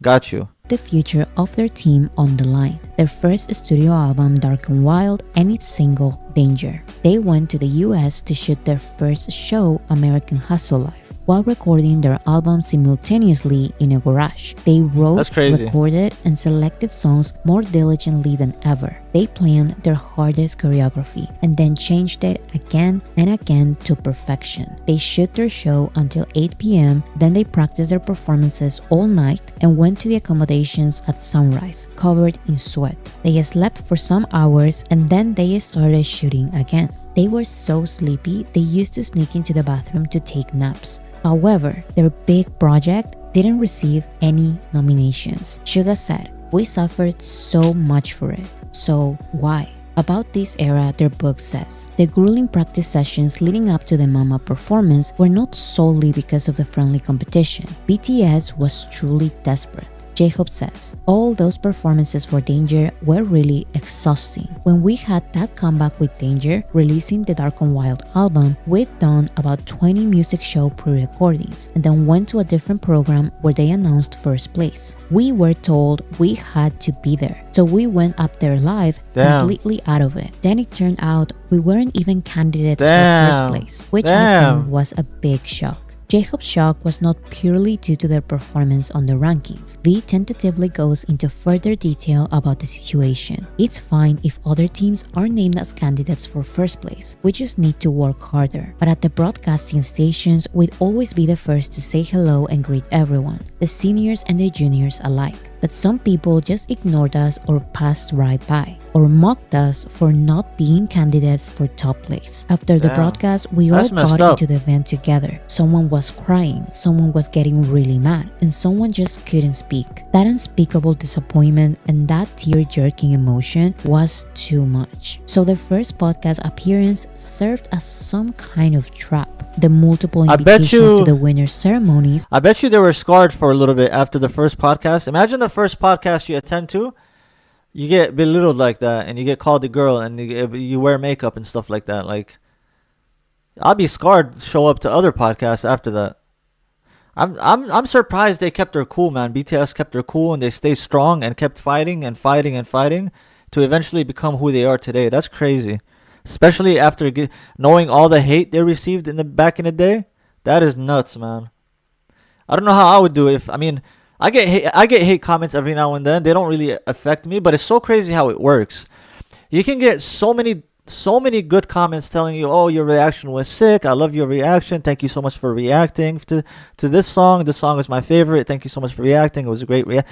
As many of you get that one reaction, that one bad hater comment, it sticks to you. For I don't know why, it sticks with you all day. It sticks with you all day. It doesn't affect, I wouldn't say it affects me that much, but I think of it more often than the good comments. It's so weird how that works. And I'm sure BTS had the same feeling in a much bigger scale though. On a much bigger scale. Whereas so many people are being so nice to them, but that one person that is a hater and does something bad, I bet you they thought about it for a minute. It's also Alright, let's go back a little bit. Jerking emotion was too much. So their first podcast appearance served as some kind of trap. The multiple invitations to the winners' ceremonies also felt like traps. And their first collaborative stage was also a trap. Seniors made fun of them in front of the camera and behind the stage. Yeah, that's now messed it's up. the turn of the variety shows. The Rise, part 4, guys. The Rise. This is when they started rising above the hate. They started rising above the damn hate. 2016. BTS was finally getting some real recognition in 2015. The fandom was truly growing, so Jungkook had his first solo variety show appearance. Jian JK says there have been reactors to other K-pop groups that had people write death threats to them. I felt so bad for the reactors that had that happen. Yeah, trust me. Listen, I've released a couple of videos. I've never, thankfully, knock on wood, never gotten death threats, but I've gotten some haters. I've got some people questioning why I'm doing reaction to certain things and how I'm doing it and why am I doing it this way and you should be doing it that way and you shouldn't do that and you pause a lot, you don't pause enough, you need to do this. Well, it's never you pause enough because I do pause a lot. To be honest, I do pause a lot. That's something I am working on and I've been doing much better at it. But yeah, it's crazy the amount of like random hate you get. It's just random. Jungkook enthusiastically bought food and drinks for everyone. So you're saying if I react to another K-pop group, I might get death threats from other K-pop groups? I don't know.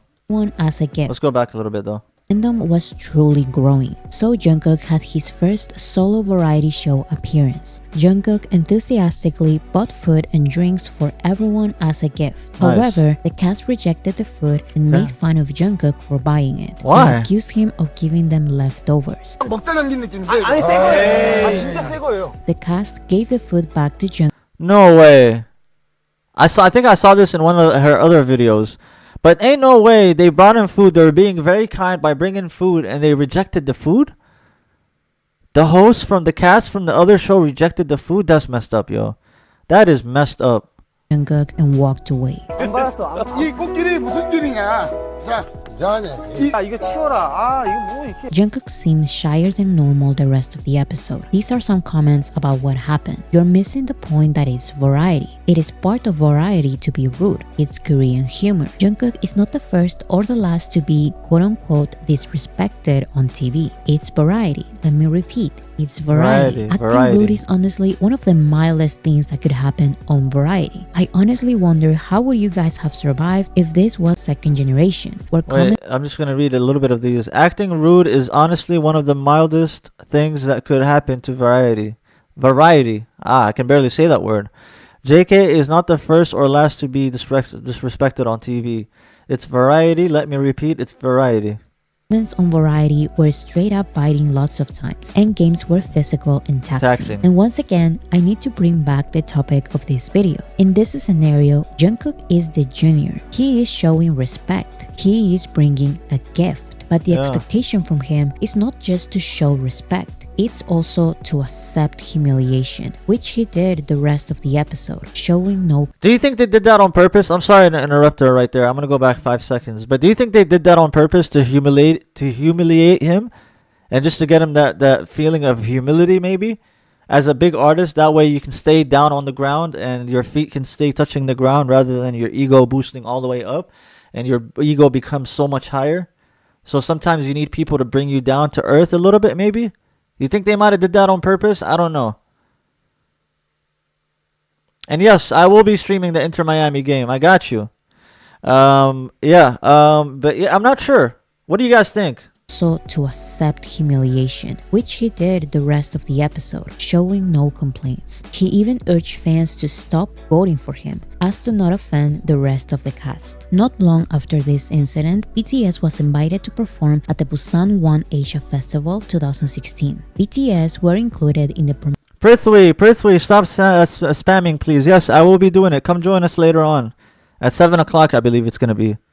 Come join us. Promotions. Armies bought tickets and tuned into the online broadcast. However, at the last minute, the event posted a comment in the online broadcast which said, due to circumstances of the artist, BTS will not be appearing in today's broadcast. This was a lie. BTS had their makeup, outfits, and microphones ready. Their fans were there in the audience, but the show ended and BTS was completely cut. Damn. After the performers left the Yo, stage, that's messed up.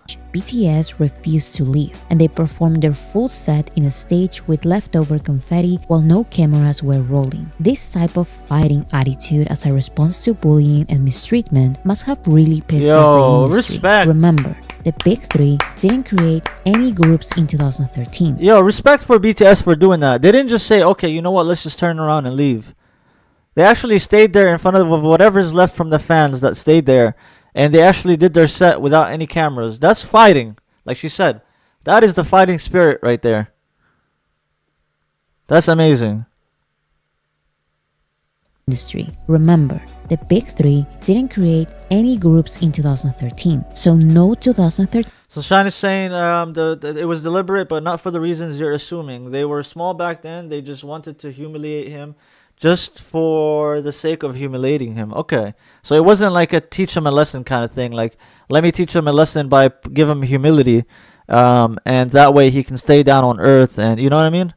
So it wasn't like that. It was actually to humiliate him. That's messed up. That's very messed up. Let's go back. Response to bullying and mistreatment must have really pissed off the industry. Remember, the big three didn't create any groups in 2013, so no 2013 group should survive. But BTS was not just surviving, they started to become a real threat to their seniors. In this context, it's important to understand the future hostility BTS will receive in the industry. BTS started outselling the biggest of the biggest Look at that groups jump. in K-pop. So the easiest thing was to accuse BTS of everything. Big Three fans accused BTS of the illegal practice of sajegi, which basically means that they were buying their own albums. This was at a time when BTS's label didn't have the means to do something like this, especially to the point of outselling the Big Three. Big Three fans accused BTS of mocking the music of Big Three groups when they were just singing along to it. Big Three fans accused BTS of copying multiple Big Three groups, from outfits to common phrases. When BTS received their first music show win, when they held their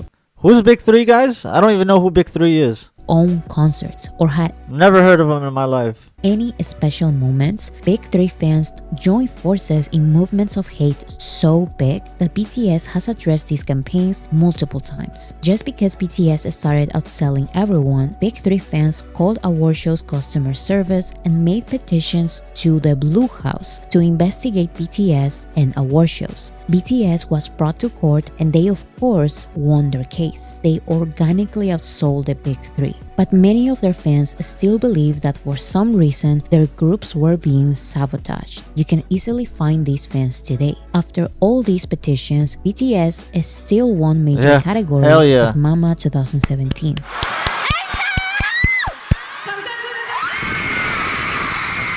yeah, that's loud.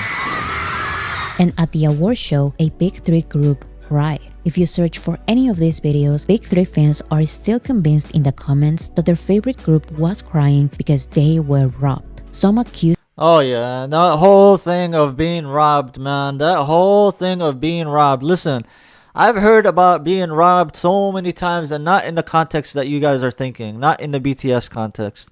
I'm talking about in the Argentina beating France in the World Cup, and just in general, anything Messi ever wins, anything Barcelona ever wins, my teams that I watch in soccer, and my favorite player, anything they win, it's always they robbed.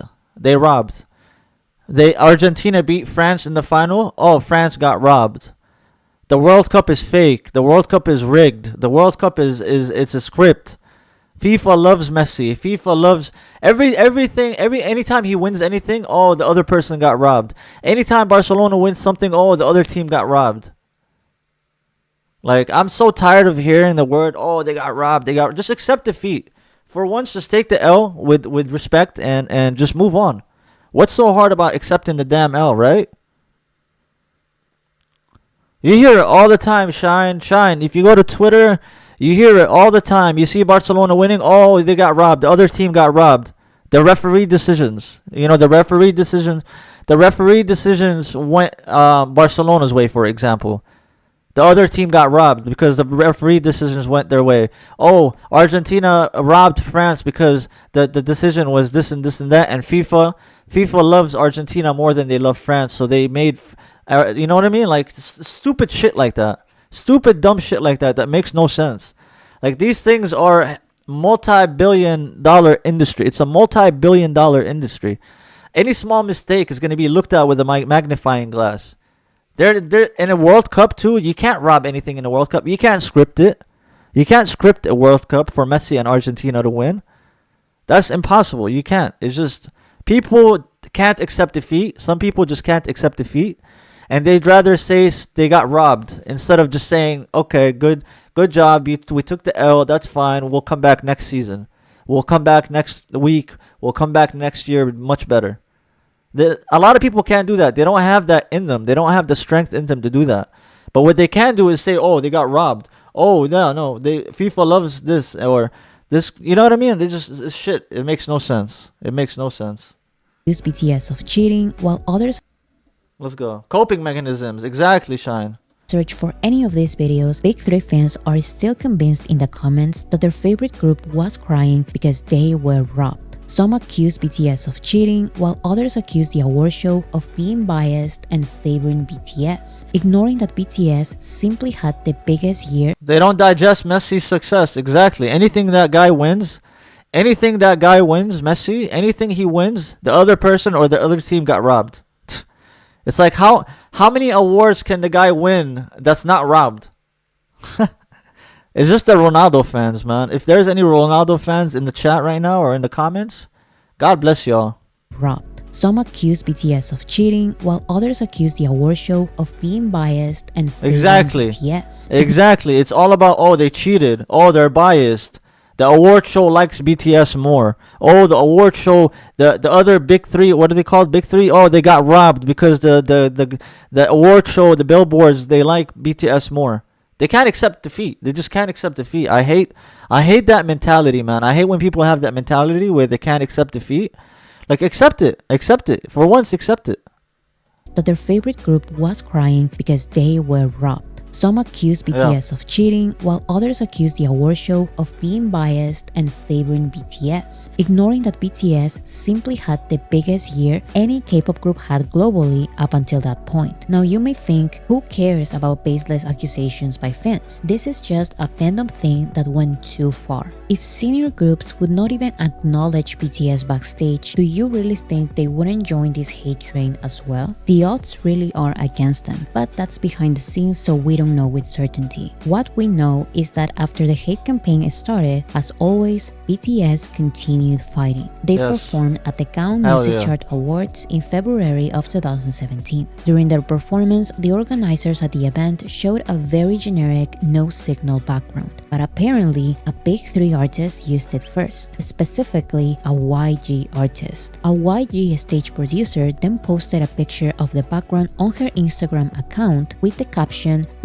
or hard work, and a puzzled emoji, insinuating that BTS's stage is YG's hard work. BTS copied them. The family of 2 of the members of the YG group liked the post. They didn't even copy them. One of them is just no signal. It says no signal, and the other one is the no signal, like, what would you call it, rainbow or whatever, but it's not the same. This is different, which motivated Big 3 fans to accuse BTS even harder. Now, it was not just fan wars. The family and producers of Big 3 groups were then involved, and no statement from Big Hit or the award show themselves clarifying that BTS was not in charge of the background could stop it. 방탄소년단 BTS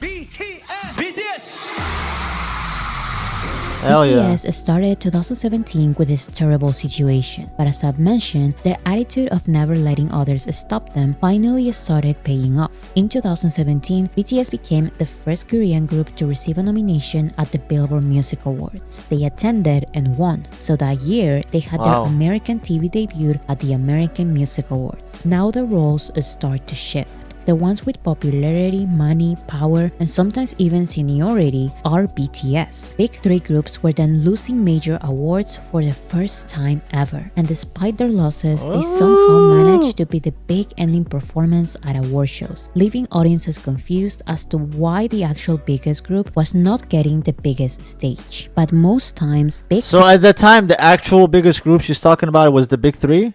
3 groups would simply boycott the shows. If they are not given awards, they are not attending and they are not performing, sometimes making their company's juniors protest with them. Now, while at the top, BTS continues choosing to do something I don't know I could do. They choose to forgive. After that, underground rapper turned K-pop idol Jers, hey, what's going on, Jers? How you doing? Jers, I pretty much reacted to the guide of Boracity, the guide for skeptics and haters. I've reacted to another guide. I've reacted to Taylor Marie's guide live. It's all out on my channel. It's all, if you go, Jers, if you go under my K-pop playlist under my playlist tab on my channel, go to K-pop, and every single video and live that I've done for K-pop and BTS is under that playlist. You can go check them out there. All right, guys, back to the program. Let's go. And they are not performing, sometimes making their company's juniors protest with them. Now, while at the top, BTS continues choosing to do something I don't know I could do. They choose to forgive. After that underground rapper turned K-pop idol dissed RM, BTS, and other small rappers, RM met him backstage and they high-five. Although they are not friends, they really do seem fine with each other. 디스하고 하셨고 RM님도 바비님의 의도를 알기 때문에 맞받아서 맞디스 해주고 하면서 재밌는 그림이 나왔는데 그렇죠. In 2021, BTS was invited to the variety show hosted by the comedian who rejected Jungkook's food and made him feel uncomfortable. Jungkook reached out to him privately before the show, and during the actual show, they laughed and hugged. 더 못 써주는 것 같아요, 진짜. 나쁜 표현은 늙었다. 아니, 저는 그렇게 표현한 적이 없습니다. 오늘 키자기 전에도 제가 문자 드렸어요. Although his brother added fuel to the fire by liking that plagiarism post, BTS seems to be okay with this singer. Jimin even collaborated with him. TV networks that mistreated BTS are now apologizing. That underground rapper who insulted them in their first podcast appearance asks for forgiveness every couple of years to get some attention because he always retracts his apology. And on top of everything, celebrities with So it's pretty much a clout chaser. He every couple of years he comes out, apologizes, clout chasing and whatnot. Okay. Yeah. years to get some attention because he always retracts his apology. And on top of everything, celebrities we thought never had problems with BTS are now jokingly telling the members in their own show that they also disrespected them back in the day. Every year, there's a reconciliation with no real public apology. Having mistreated BTS in the past and being good with them now is almost an achievement. It's something to be jealous of. But what about the feelings of that small group crying in their car after being humiliated on TV and behind the scenes time and time again? What about the hundreds of groups being bullied to disbandment because of unprovoked confrontations started by way bigger performers?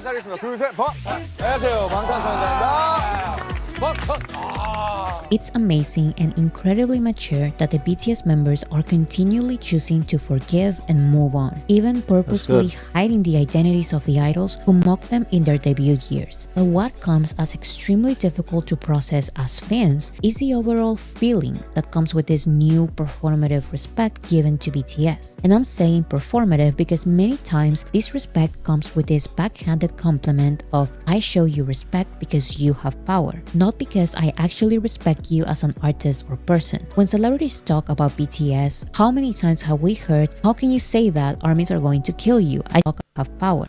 Hey, Purple Poppy, that's fine. I personally don't care if you don't. Yeah, that's fine. I'm fine. I'm cool with that. I don't care, to be honest. Just being fully honest with you, I don't care. So let's go. Performative respect given to BTS. And I'm saying performative because many times this respect comes with this backhanded compliment of "I show you respect because you have power, not because I actually respect you as an artist or person." When celebrities talk about BTS, how many times have we heard, "How can you say that? Armies are going to kill you. I didn't mean it this way. Please don't come after me." 괜찮겠어요? 좀 모자이크 처리 좀 해주시겠어요? 둘, 셋!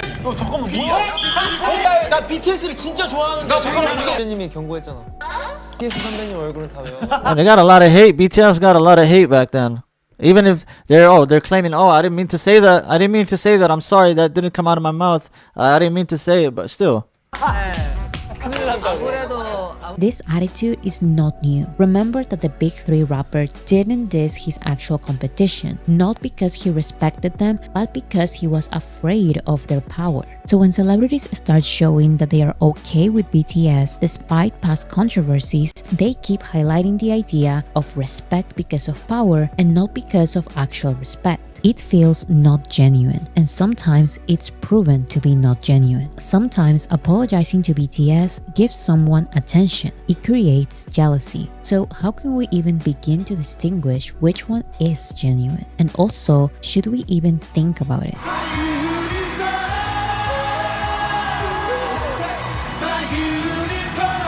I've noticed that the BTS fandom is very welcoming to anyone who associates with BTS. It doesn't matter if they are famous singers, song producers, backup dancers, or interviewers. This is an overall good attitude, but we need to remember that at the end of the day, this is an industry. The mainstream entertainment industry doesn't always have the exact same type of dynamics between juniors and seniors that K-pop has, but the idea of respect because of power and not because of actual respect exists as well. And just because someone working with BTS treats them nicely or compliments them non-stop doesn't mean that they are friends or that they truly like BTS's work. I'm not the one saying this, BTS is. RM said, "We run into several kinds of artists overseas. There's a kind who are like, oh, you guys are famous these days. Good job, I guess. Go for it." And seem to look down on us a little. And those who are all business and go, "I really want to do a song with you." And then there's a third category of people who are oddly positioned between those two. As an exception to these three categories, RM mentions Chris Martin of Coldplay. And by the way, this is the only friendship BTS had a section for in their book. Knowing BTS's story, it's normal for fans to highlight the I kind of want to buy that book and read it, to be honest. I kind of want to buy it. Maybe it's on Amazon and just kind of read what they have to say themselves.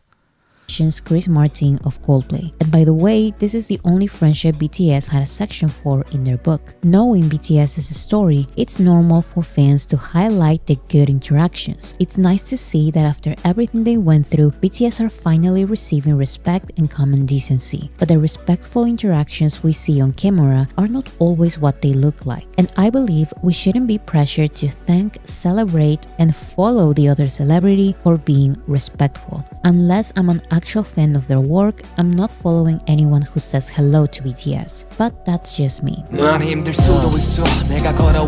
That's like what we talked about the other day, because Charlie Puth was shouting out BTS and he was saying how good they are and how much he likes them and this and that. It doesn't mean that you out of a sudden become his fan, which psychologically you would think, oh, okay, at least he's cool, at least he likes BTS, that's cool. But what she's saying is, I'm not gonna be cool with anybody that just says hi to BTS. You know what I mean? Basically, I get that. Hello to BTS, but that's just me.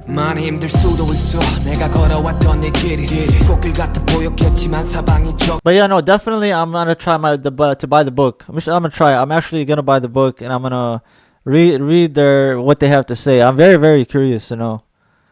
I'm not following anyone who says hello to BTS, but that's just me. At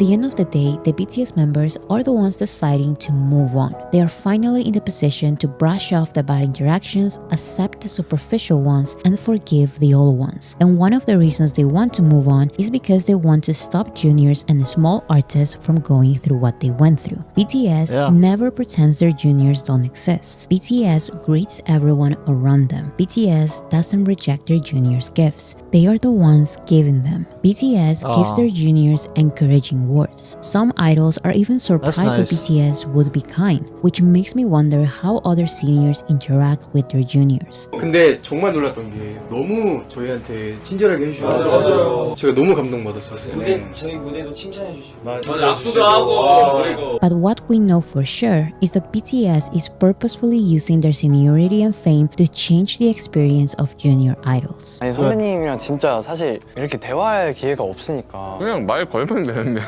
이게 말을 못 걸겠어요. 저도 선배님들한테 다가가기가 좀 어렵다고 해야 되나? 저 사실 너무 긴장하고 왔거든요. 왜요? 그 누구보다도 후배들이 오면 상담을 많이 해주는 편이에요. 사실 형한테 너무 감사한 게 그렇게 챙겨주시는 형이 형밖에 없어요. 형한테도 물어봤었어요. 형 왜 그렇게 저희를 챙겨주세요? 약간 형이 우리 아니면 너한테 이런 얘기 누가 해줘? 우리는 선배가 없었잖아. 선배가 없었고 너무 힘들고 근데 우리는 물어볼 때도 없었고 내가 안 챙겨주면 누가 챙겨주지? 라는 생각이 좀 많았었거든. 사실 이런 선배님이 많이 없다고 생각해요. 찐으로 너무 감사하고 형한테 대인배라고 느껴지는 모먼트가 있잖아요. 취향이 얘기했던 대로 나는 그럴 사람이 없었다. 근데 본인은 해주잖아요. 나도 저런 선배가 돼야겠다. 나한테 돌려줄 필요는 없고 후배들한테 이렇게 넘어가면 그냥 공식적으로 하고 싶은 얘기가 그냥 저희는 I just want to officially say, since we have mentors like BTS, and you probably never say this yourselves, but there's no one else like them. Yep.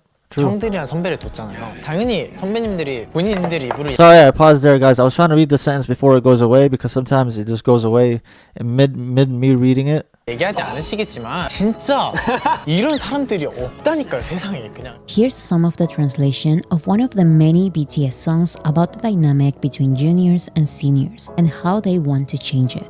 It could be a strenuous journey. The path I walked may have looked like it's made of flowers, but know that it was a thorny one, with enemies surrounding on all sides. I hope you never forget those who throw flowers onto your path for you. When you're smiling, don't ever forget about those who are crying, because it's your smile that helps them live through the day. When the repetitive schedules erase you, it's okay to feel overwhelmed. It's okay to take a brief rest. Cry out loud when you become to hate the world. When the hands that used to greet you turn into fingers pointed at you. You surviving on snoozes to get closer to your dream.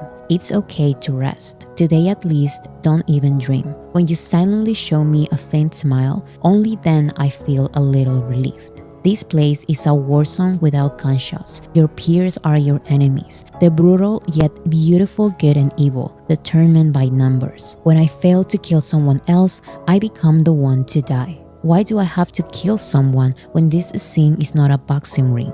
I hope you never laugh at someone else's misfortune because you never know if you'll find yourself in the same situation. Behind you, growing a dream while watching me. I'll always be standing, so don't worry too much. If you're afraid of falling, I'll gladly catch you. So don't suffer like I did. Dream. Wow, that was it. That was it, man. I'm feeling like I'm learning a lot from these videos. I'm learning so much from these videos, man. I truly am, and it's fun watching them too. Shout out to Boracity magazine. She does an amazing job explaining the situation and explaining what's going on with BTS and their situation and how they came about and their haters and how how they fought their haters and how they're fighters. Boracity makes a really good content about that. And I'm thinking whether I should do one more video, just one more video before we end the live today. We've been live for an hour and 15 minutes, so maybe I can do a 10-minute video here, a 10 to 15-minute video, see how it is. Is there any recommendations that you guys have maybe in the chat that I can go with? That's maybe like a 10-minute video, nothing too long. I see here there is how BTS. Let's go to oldest. Let's go to oldest. This is their oldest videos right here. This was 2 years ago. Ranking every BTS as collab. No, I don't want that spoiler right there. Let's see. That's about an 8-minute video. Solos are antis. A BTS video essay. Snooze? What is Snooze? Snooze is my favorite Suga, aka. Oh, that's a song. Unfortunately, not playing a song, but I can react to that if you want. I'll write it down so I can react to it for you. Here, I'll write it down. Snooze. By Suga. Okay, I wrote it down so that way I can do it. So I have 2 songs by Suga that I need to do. Let's see here. This is 11. The trilogy of English songs, a BTS video essay. I feel like I feel like that's too early to do. Maybe a decision for longevity, a BTS video essay, a BTS video that deserves 1 billion views. That's interesting. BTS videos that deserve 1 billion views. What do you guys think of that? I think Suga Army video will be good. Someone says. What about attendance awards? Hey, Musix is in here. What's good, Musix? How are you? Snoozing a song she ended with. Oh, she ended with the song Snooze. Got you. The Elite Four? It's short. Wait, solos and antis are... Alright, so solos and antis is short. Okay. Let's do that one, guys. And then we'll think about doing another one after that. Well, let's check this one out. When it was Hold on. Let's go. When it was announced that Jimin was going to release his first solo OST, everyone was excited. Jimin was the only one from BTS without a... Wait, what is an OSD? When it was announced that Jimin was going to release his first solo OST, everyone was excited. Jimin was the only one from BTS without a solo OST or mixtape. However, when it was announced that Jimin's song was going to be a collaboration with the Korean singer Ha Sung-woon, many fans were upset. The majority of these were solo stans saying that Jimin was being mistreated by Big Hit and that they were rejecting his wishes of releasing a real solo song. To their surprise, days after the release of the song, Ha Sung-woon shared the process of how Jimin and him got to sing together in the song. It turned out that Ha Sung-woo, who is Jimin's close friend, contacted him to ask him if he had any wishes to do an OST, but was unable to do. Just want to see if people answered my question about what is an OST. Original soundtrack. Thank you so much, guys. I appreciate it. Thank you so much. Got to sing together in the song. It turned out that Ha Sung-woo, who is Jimin's close friend, contacted him to ask him if he had any wishes to do an OST, but was unable to do one. Jimin answered that he didn't actually have any interest on doing an OST, but if it's with him, his friend, then he's willing to try. So Jimin was never mistreated or sabotaged. He actually had the freedom to make his own decisions. But armies have heard this mistreatment fairy tale too many times. If solo stands from every member claim that their favorite member is being mistreated, then who is actually being mistreated? BTS's answer is no one, and let me tell you why. Who is a solo? A solo or a solo stan is someone who stands or is a fan of only one member of a group. But I'm mainly going to talk about BTS. Okay, so that's what a solo is. I did see a couple people say in the comments about solo being a solo and whatnot. Okay, now I get it. I understand it a little bit more now. Solo stans. Let's go back a little bit. Fan of only one member of a group, but I'm mainly going to talk about BTS solo stans. Many will probably believe that if these solos don't disrespect the other members, then there really isn't a problem with them. But I completely disagree. First, people need to understand that BTS is a group that is extremely connected to their art. That was the base in which Big Hit created them. Instead of forcing them into a concept and sound like the other thousands of groups in K-pop, the label chose talented and hardworking people to create their own music and display their own personalities. RM said in an interview, "I sincerely praise Bang PD's insight and sharp eye. He gave us freedom to become players, and we as players could take high risk to get high return. The company and we equally contributed, and I think this is a desirable business model where agency and artists collaborate as business partners." When it comes to other groups, when a member is getting less lines in a song or releasing more solo stuff compared to the others, many blame the company and denounce the mistreatment taking place. And I get it. It's publicly known that the majority of these decisions are the company's decisions, and the singers are just interpreters of the songs they are given, and they are more like workers in a company that have little to no input in their own. See, that's what I thought. Before becoming a BTS fan, that's exactly what I thought, what she's talking about right now. Known that the majority of these decisions, I thought that they didn't have their own decisions, that they don't take their own decisions, they don't write their own music, they don't do this, they don't do that, they don't have their own input about their art. But it turns out to be different. Are the company's decisions, and the singers are just interpreters of the songs they are given, and they are more like workers in a company that have little to no input in their art. But that is not BTS's case. RM and Jungkook said, "There are some bad people in Korea, but we feel like we're very respected when we talk to Mr. Bang. He gives us a lot of freedom to do whatever we want to do." One of RM and Suga's first frustrations was getting accused by other underground rappers to be the puppets of their company. Since then, all the members in BTS have said multiple times in their songs,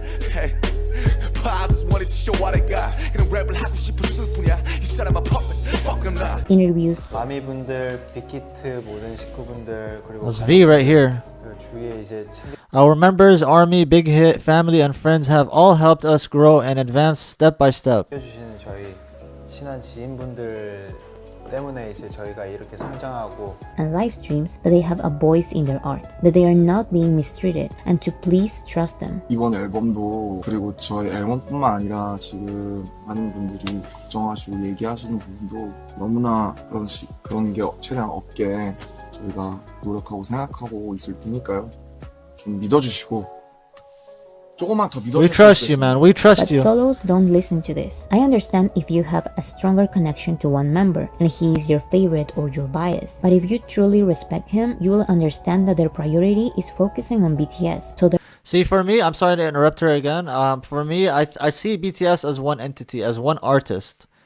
I took a lot of you guys' advice. And a lot of you guys advised me not to really pick a favorite. Just,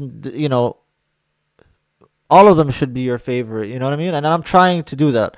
I'm genuinely trying to do that. I look at them as one artist. I don't see them as a group and Suga's my favorite or RM is my favorite or Jin is my favorite. And plus, I still haven't even had enough time for me to build a favorite or favoritism towards one of the members. It's still very, very early days for me. But I'm walking into this journey knowing that I shouldn't let my brain pick a favorite. You get what I mean? I want them all to be a favorite, as a favorite group. Let's go. But if you truly respect him, you will understand that their priority is focusing on BTS. So their OT7 activities and songs come first.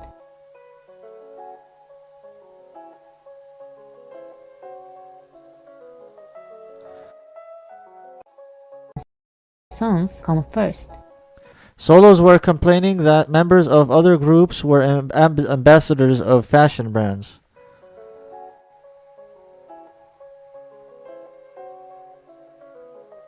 Only for BTS to become an ambassador of Louis Vuitton as group. It is OT. It's clear that Solo's final goal is for their favorite member to be a solo singer. Therefore, their goal is for BTS to be over. So they shout mistreatment at everything. Make sure y'all don't chart Jimin and Li's song again for this birthday. Even though their accusations are baseless. So what I'm getting from this is some people are solo. They want just one of the artists in BTS to make it, to succeed. And that's all they care about, is just that their favorite artist of BTS? At everything, even though their accusations are baseless.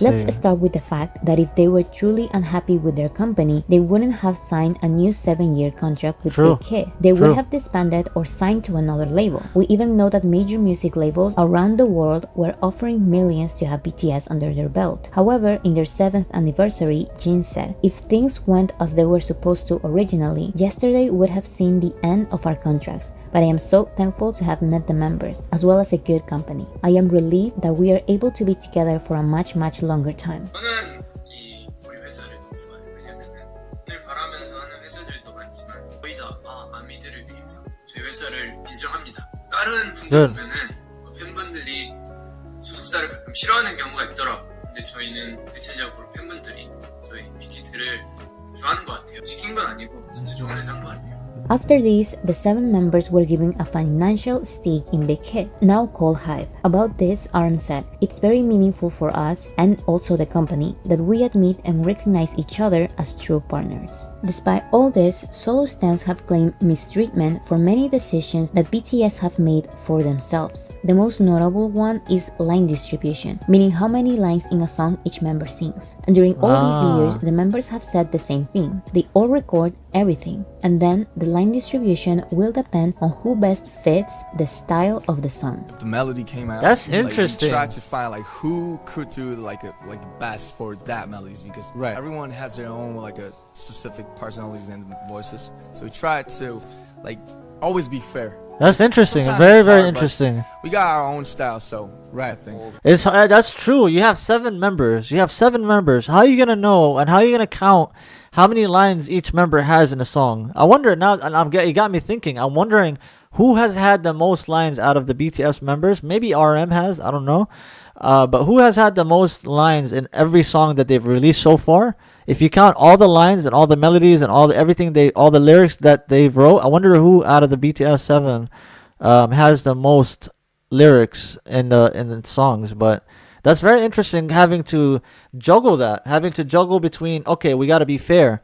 We got to give Suga enough lines. We got to give Jimin enough lines. We got to give Jin enough lines. V, JK, J-Hope, RM. You got to keep it fair by giving them the same amount of lines pretty much to keep it fair. That's very interesting. Very, very interesting. Always be fair, but sometimes it's hard, but we got our own style, so I think. 그 어울리는 사람이 항상 맞는 것 같아요. 왜냐면 이게 결과적으로 좋은 결과물이 좋은 거기 때문에 그 파트 분배에 대해서 그 담당이 좋은 목소리 것 같다라면은 이제 그 사람이 그 담당을 해서 좋은 결과물로 만들 수 있게끔 노력을 하는 것 같아요. 그래서 다들 그 파트에 대해서 사실 크게 막 욕심을 내서라기보다는 그냥 자연스럽게 그렇게 분배가 되는 것 같아요. 끝나는 부분은 지금 슈가 형이 어떻게 되게 멋있게 장식을 해줬지만 이 부분을 사실 셋 다 녹음했어요. 그래서 저는 사실 좀 기대를 했어요. 혹시 내 목소리가 끝나지 않을까. 하지만 That's very interesting what he's talking about. It ended with Suga's voice in the end. 슈가 형께 제일 좋았다는 거. 저는 철저히 능력자입니다, 여러분. 아무리 멜로디를 많이 써도, 아무리 가사를 많이 써도 더 좋게 들리는 사람 것을 아주 능력. The person who sounds better is chosen. That makes sense. 하나를 녹음해도 셋이 녹음해도 한 명만 좋으면 된다. 했던 거 녹음할 때 기억나는 거는 그 파트를 다 불러봤어요. 우리 이제 래퍼 친구들은 다 느꼈을 거예요. 파트를 다 I'm sure all the rappers friends here will agree. We really tried all the parts, then stayed with the ones that suit us the best. That makes sense. Whichever artist out of them that they're trying to record this part of the song, whichever one out of these artists, out of the BTS artists, whichever one sound the best on this segment of this song, they're gonna choose that song. They're gonna choose that artist. 불러봤어요. 근데 거기서 이제 어울린 걸 한 거. It's the same when it comes to distributing parts. It's made so that the person who matches the part the best gets the part naturally. Yep. Since our voices have different styles, and that's Trivia Path said that at Trivia Path. Since our voices have different styles, the line distribution happens naturally depending on the style of the song. If there is anything that even slightly bothers or worries someone, we convey it to them directly.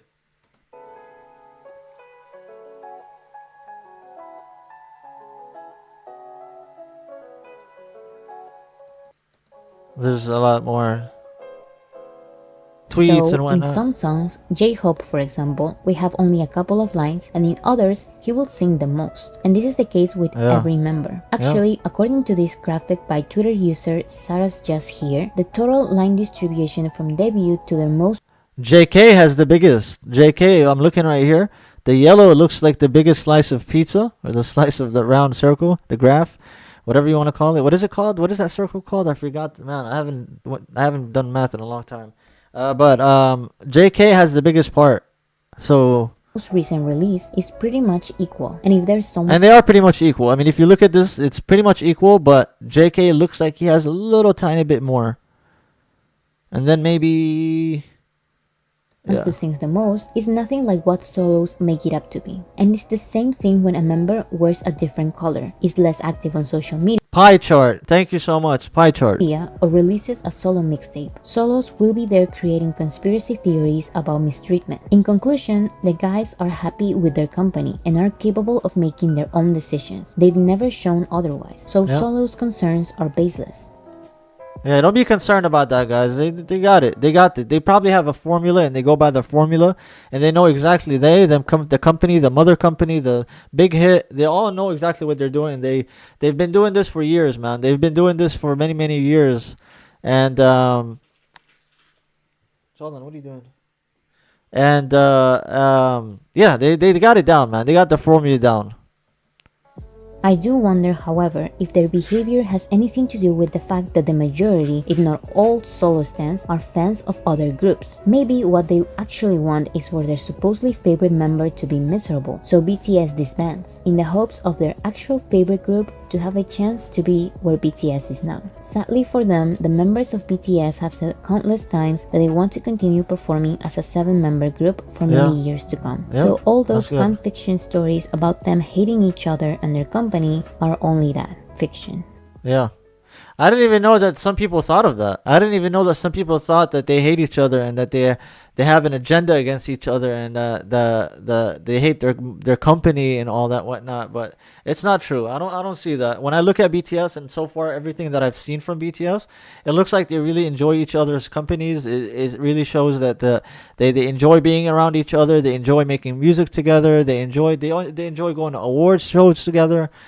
So if anybody worries out there about them having an agenda against each other, I say don't worry about that. It doesn't look like it. For me, as someone that's looking at it from the outside still, kind of, even though I'm becoming, I'm quickly becoming BTS fan. I'm quickly becoming ARMY, guys. I'm putting my hands up and saying it. I'm quickly becoming ARMY, but yeah, guys, there's no need to worry about it when it comes to that.